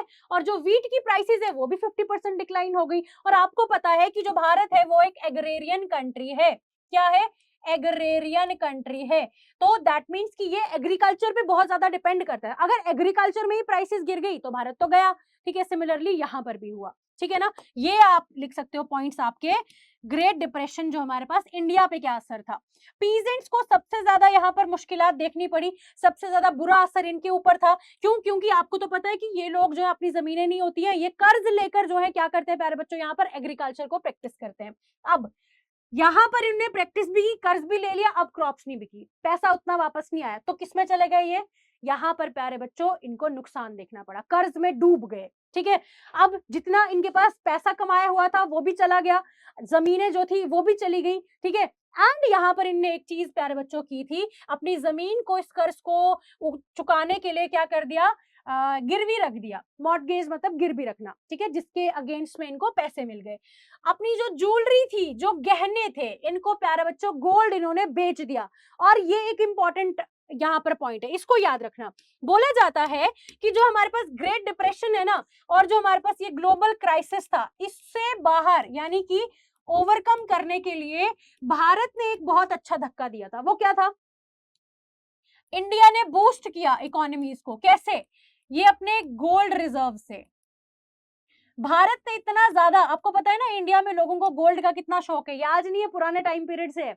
आज भी तुम्हारी मम्मी देखना, कभी भी मुसीबत होगी ना, कितना ज्यादा गोल्ड निकाल लेंगी अपने पास से। सिमिलरली यहाँ पर भी हुआ भाई, भारत ने इतना ज्यादा सोना बेचा कि जो हमारे पास गोल्ड रिजर्व के नाम जिसे इसको उस टाइम पीरियड में जाने लगा, ठीक है। तो देखो, बंगाल जूट ग्रोवर्स दे ruined आज वर्ल्ड डिमांड कोलैप्स। बंगाल में जो जूट लोग उगा रहे थे उसकी जब डिमांड खत्म हुई तो ये लोग भी तबाह हो गए, ठीक है। यहाँ पर भी तबाही देखी गई। फिर नेक्स्ट क्या है आपके पास, India exported gold helped Britain recovery but worsening Indian poverty. कि बाहर के देशों में तो आपने हेल्प कर दी अपने गोल्ड रिजर्व से, मगर अपने घर में आग लगा दी भाई, पागल, ठीक है ना, समझा। नेक्स्ट क्या बोला कि जो गांव वाले लोग थे वहां पर क्या देखा गया, rural distress fuelled civil disobedience movement. और यही टाइम पीरियड था ग्रेट डिप्रेशन की वजह से जो लोगों को जो दिक्कत आ रही थी, तो इन्होंने ही सिविल डिसोबीडियंस मूवमेंट को और ज्यादा खतरनाक बनाने में इसकी हेल्प हुई, ठीक है। नेक्स्ट क्या बताया है, अर्बन इंडिया लेस इफेक्टेड, यानी कि जो शहर वाला एरिया थे वहां पर इतना जो है फर्क नहीं पड़ा था, लोगों की फिक्स्ड इनकम थी एंड इनको बेनिफिट हुआ था from falling the prices, prices कम हो गई, इनको तो फायदा हो गया, मजे ही मजे। बात करते हैं बच्चों जम्मू एंड कश्मीर की। जम्मू एंड कश्मीर में क्या बताया गया, जो पीजेंट्स थे, यहाँ पर भी जो लोग काम करते थे, ठीक है, छोटे मोटे फार्मर्स थे, इनको भी जमीन के ऊपर टैक्स देना पड़ता था और इतनी ज्यादा अब आउटपुट नहीं आ रही है तो इनके ऊपर जो है और ज्यादा बर्डन आ गया। इंडस्ट्रीज जो थी आपके शॉल की, कारपेट्स की, कारपेट वीविंग की, silk, silver, paper mesh, paper mesh क्या होता है, वो बनाते हैं ना पेपर को ऐसे कुचुम्बर करके और उसको फेविकोल में उसके उसके साथ कोई आर्ट बनाते, उसको पेपर मेश बोला जाता है, ठीक है। अब ये भी डिक्लाइन हो गया, ओके। अब धीरे धीरे पूरे वर्ल्ड की इकोनॉमी रीबिल्ड दोबारा से बनना चालू करेगी, अब तो गिर गई ग्रेट डिप्रेशन में, धीरे धीरे पूरी दुनिया की इकोनॉमी ऊपर उठेगी पोस्ट वॉर एरा। तो वर्ल्ड वॉर सेकंड का टाइम पीरियड आ जाता है अब। तो वर्ल्ड वॉर सेकंड का टाइम पीरियड क्या है आपका, 1939 से लेकर 45 तक चला था। एक्सेस पावर जिसमें जर्मनी, जापान, इटली था, और एलाइड पावर्स है जिसमें सेम BRF। अब यहाँ पर आपका क्या है, यूएसएसआर और यूएसए ऐड ऑन है ऑलरेडी। तो एक्सेस पावर और एलाइड पावर के बीच में वर्ल्ड वॉर सेकंड हो रहा था। इसकी वजह से 60 मिलियन लोगों की जान चली गई, ज्यादातर सिविलियंस थे, बहुत ज्यादा डिस्ट्रक्शन हो गया शहरों का, इंडस्ट्रीज तबाह हो गई, एग्रीकल्चर तहस नहस हो गया। एंड यहाँ पर क्या बताया गया कि पोस्ट वॉर रिकंस्ट्रक्शन, इस वॉर के बाद जो रिकंस्ट्रक्शन था वो बहुत ज्यादा जरूरी था, मगर इसी के साथ साथ वो क्या था, बहुत ज्यादा मुश्किल था, बहुत ज्यादा इकोनॉमिक लॉस हुआ है, सोशल डिस्ट्रप्शन था। लोग जो है इसको जो है समझ नहीं पा रहे थे, लोगों को लग रहा था यार क्या हो गया, लोगों के घर तबाह हो गए थे, एक रीजन इतना तबाह हो गया, उसके दूसरे रीजन के लोग वहां पे रहते थे, लोग उधर वाले अलग से परेशान हो गए, तो मतलब बहुत तबाही मची हुई थी, ठीक है। नेक्स्ट बोला गया कि यहाँ पर इन्फ्लुएंसेस क्या थे कि यूएस इमर्ज्ड एज स्ट्रॉन्गेस्ट, इन सभी की वजह से जो यूएस है ना उसके मजे हो गए, वो सबसे ज्यादा strong economic power, political power और मिलिट्री पावर के तरह सामने आ जाता है। सोवियत यूनियन प्यारे बच्चों यहां पर अपने डोमिनेंस बना लेता है आफ्टर डिफीटिंग नाजी जर्मनी, ठीक है ना। अब आता है आपके पास कि यहां पर पोस्ट वॉर सेटलमेंट क्या करवाई जा रही थी प्यारे बच्चों। लोगों ने इंटर वॉर पीरियड से सीख लिया था कि सिर्फ मास प्रोडक्शन नहीं चाहिए, मास प्रोडक्शन के लिए मास कंजम्पशन भी चाहिए, इनको पहले ही पता था, पहले ये ओवरकम करने के लिए कर ही नहीं पाए, वो व्हीट ग्लट हो गया था, ठीक है। तो सिमिलरली इनको ये चीज समझ में आ गई थी और इसको करने के लिए इनको क्या चाहिए था, लोगों की स्टेबल इनकम या फिर फुल एम्प्लॉयमेंट। क्या चाहिए था इसको करने के लिए, स्टेबल इनकम या फुल एम्प्लॉयमेंट चाहिए था। और क्या बोला गया प्यारे बच्चों की मार्केट्स जो है अलोन वो अनस्टेबल थे, तो गवर्नमेंट की इंटरवेंशन जो है उसकी जरूरत हमें यहाँ पर पड़ेगी, गवर्नमेंट को आना पड़ेगा और थोड़ा सा सपोर्ट देना पड़ेगा। यहीं पर एक सिस्टम सामने आता है जिसका नाम क्या है, ब्रिटेन वुड सिस्टम, 1944 में हमारे पास सामने आता है, जिसका मकसद क्या था कि वो पैसों के लेवल पे या इकोनॉमिक स्टेबिलिटी को प्रोड्यूस करे, यहां पर लोगों को वॉर के बाद फुल एम्प्लॉयमेंट जो है वो दे, वर्ल्ड वॉर सेकेंड के बाद, ठीक है। अब देखो फुल एम्प्लॉयमेंट से होगा क्या कि लोगों की इनकम स्टेबल रहेगी, तो डिमांड का नीचे आना थोड़ा मतलब नामुमकिन सा है, लोग डिमांड करते रहेंगे क्योंकि पैसा है तो खरीदेंगे ऑब्वियसली। अब इन्होंने क्या किया, they set up UN monetary and financial conference, कहां पर, यूएसए में, 1944 में। यहां पर दो इसी ब्रिटेन वुड्स के इसके अंदर दो अलग अलग इंस्टीट्यूशन को बनाया गया, एक था आईएमएफ, इंटरनेशनल मॉनेटरी फंड्स, दूसरा था वर्ल्ड बैंक, ठीक है। तो जो आपके पास आईएमएफ है ये क्या करता था कि बाहर जितना बाहर आपके पास एक्सटर्नल सरप्लस है और डेफिसिट है, यानी बाहर अगर किसी देश के पास बहुत ज्यादा पैसा है, किसी के पास कमी है, तो ये इधर से इधर जो है ये सारी चीजें मैनेजमेंट कर रहा था, एक्सटर्नल सरप्लसेस और डेफिशिएंसी को मेंटेन कर रहा था। मगर वर्ल्ड बैंक की अगर हम बात करें तो it financed post war reconstruction, इसने क्या किया यहाँ पर, पोस्ट वॉर जो मतलब वॉर के बाद जो आपका यहाँ पे दुख दर्द आया ना उसको बनाने में वर्ल्ड बैंक का यहाँ पर रोल था। अब इन्होंने मिलकर क्या किया, इन दोनों को मिलकर बोला जाता है ब्रिटेन वुड्स इंस्टीट्यूशन, ठीक है। और एक और नाम से जाना जाता है इनको, that is collectively known as Bretton Woods twin, ठीक है। तो ये भी आपका काफी ज्यादा इंपॉर्टेंट है और आपके एग्जाम पॉइंट ऑफ व्यू से भी इंपॉर्टेंट है, आपके पेपर में पूछा जाता है। अब देखो नेक्स्ट क्या बोला बच्चों, नेक्स्ट क्या आता है आपके पास कि पोस्ट वॉर सेटलमेंट के ब्रिटेन वुड के आपके फीचर्स क्या है। It was based on fixed exchange rates, ठीक है, एक नेशनल करेंसी लाई और उसको मतलब जितनी भी नेशनल करेंसीज है ना उसको तोला जाता था, मेजर किया जाता था in comparison to the US dollar. जितना ज्यादा मतलब यहाँ पर बेसिकली यहाँ पर सबसे ज्यादा स्ट्रॉन्ग कौन सी करेंसी मानी गई, यूएस डॉलर, ठीक है। And US dollar was pegged to gold, मतलब देखो इतना जो है आपको इसका पावर लगाया गया, इतनी इसकी वैल्यू जो है लगाई गई और फिक्स थी। Decision making dominated by western powers, यानी कि यूएस स्पेशली इसके पास जो है पावर्स, इसके पास वीटो पावर्स थी, पावर टू से नो, ठीक है। अब देखो decolonisation and independence, world war second के बाद जितनी भी कॉलोनीज थी ना वो बेसिकली इंडिपेंडेंट हो रही थी इस टाइम पीरियड में। अब यहाँ पर प्रॉब्लम क्या थी देशों के अंदर कि वहां पर गरीबी थी और रिसोर्सेज को बहुत ही ज्यादा खत्म कर दिया गया था कॉलोनियल पावर के द्वारा। और जो वर्ल्ड बैंक और जो आपका इंटरनेशनल मॉनेटरी फंड्स बनाया गया, आईएमएफ बनाया गया, यानी जो आपका ब्रिटेन वुड इंस्टीट्यूशन लाए गए थे वो सिर्फ इंडस्ट्रियल नेशंस पर ही ध्यान दे रहा था, यानी जो बड़े बड़े वेस्टर्न पावर्स बनने वाले डेवलप्ड नेशंस इन शॉर्ट उनके ऊपर ध्यान दे रहा है। मगर जो कॉलोनीज यहाँ पे अभी फ्री हुई तो ये उनको बिल्कुल भी डेवलपमेंट पे ध्यान नहीं दे रहे थे, ठीक है। अब नेक्स्ट क्या आया, कॉलोनियल लेगेसी, जो आपके फॉर्मर पावर्स है वो अभी भी यहाँ पर रिसोर्सेज को कंट्रोल कर रहे थे, जैसे कि मिनरल्स एंड लैंड। जो बड़ी बड़ी पावर्स है लाइक यूएसए वो आज भी चीप नेचुरल रिसोर्सेज को डेवलपिंग नेशन से एक्सप्लॉइट कर रही थी। तो डेवलपिंग कंट्री को अपना एक टेक लेना, अपना एक रिस्पॉन्स देना बहुत ही ज्यादा जरूरी था। तो वो किस तौर पे हमें देखा कि जितनी भी वेस्टर्न इकोनॉमीज तेजी से ग्रो कर रही थी, यहाँ पर हमने क्या देखा कि डेवलपिंग नेशंस उससे उसको डेवलपिंग नेशंस को फायदा नहीं हो रहा था। तो इसके फायदे के लिए ग्रुप ऑफ 77 या G77 प्यारे बच्चों बनाया गया।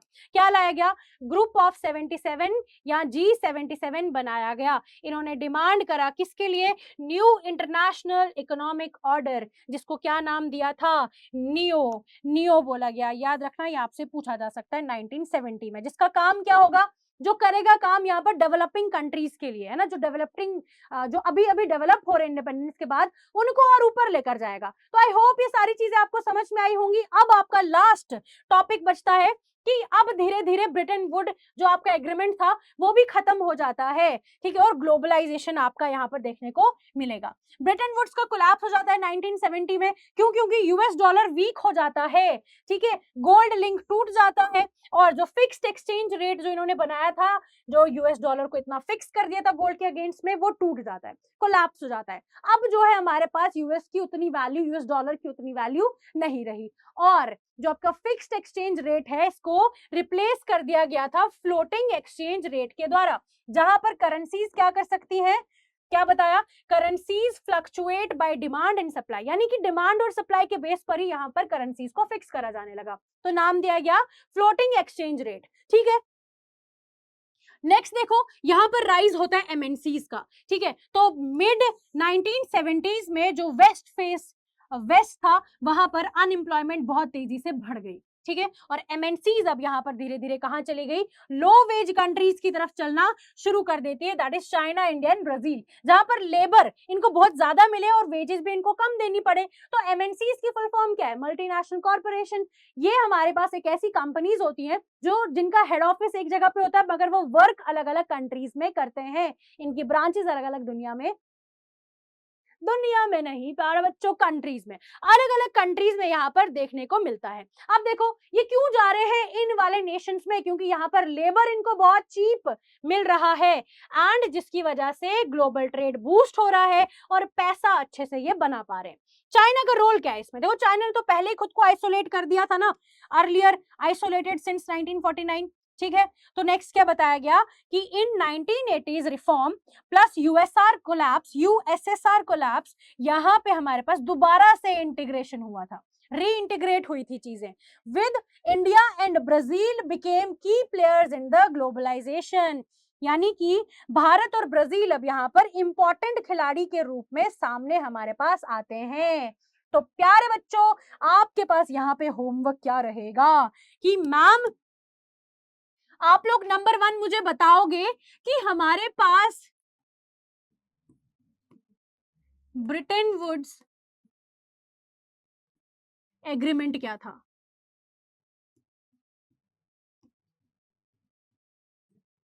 इंपॉर्टेंट है ये। नंबर सेकंड प्यारे बच्चों, कॉर्न लॉज क्या थे?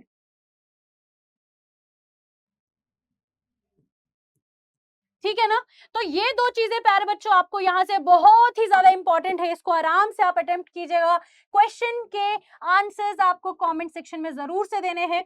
ये आपका जो है प्यारे बच्चों स्कैनर्स हैं, आप इनको क्यूआर कोड्स हैं, आप इनको स्कैन करके कहाँ जा सकते हो, हमारी अपनी communities official Telegram and WhatsApp channel को ज्वाइन कर सकते हो फॉर कंटिन्यू डेली अपडेट्स। तो प्यारे बच्चों, this was all for today's class. I hope आप सभी बच्चों को बहुत ज्यादा मजा आया होगा। और यार ये चैप्टर बहुत इंटरेस्टिंग है, स्टोरी लाइन बनाओ एंड जरूर से आप लोग मुझे बताना कि मैम कितनी ज्यादा हेल्प हुई। अगर आप लोगों को इसकी स्टोरी लाइन चाहिए तो वो भी आप बता सकते हैं, वो भी मैं आपको प्रोवाइड करवा दूंगी।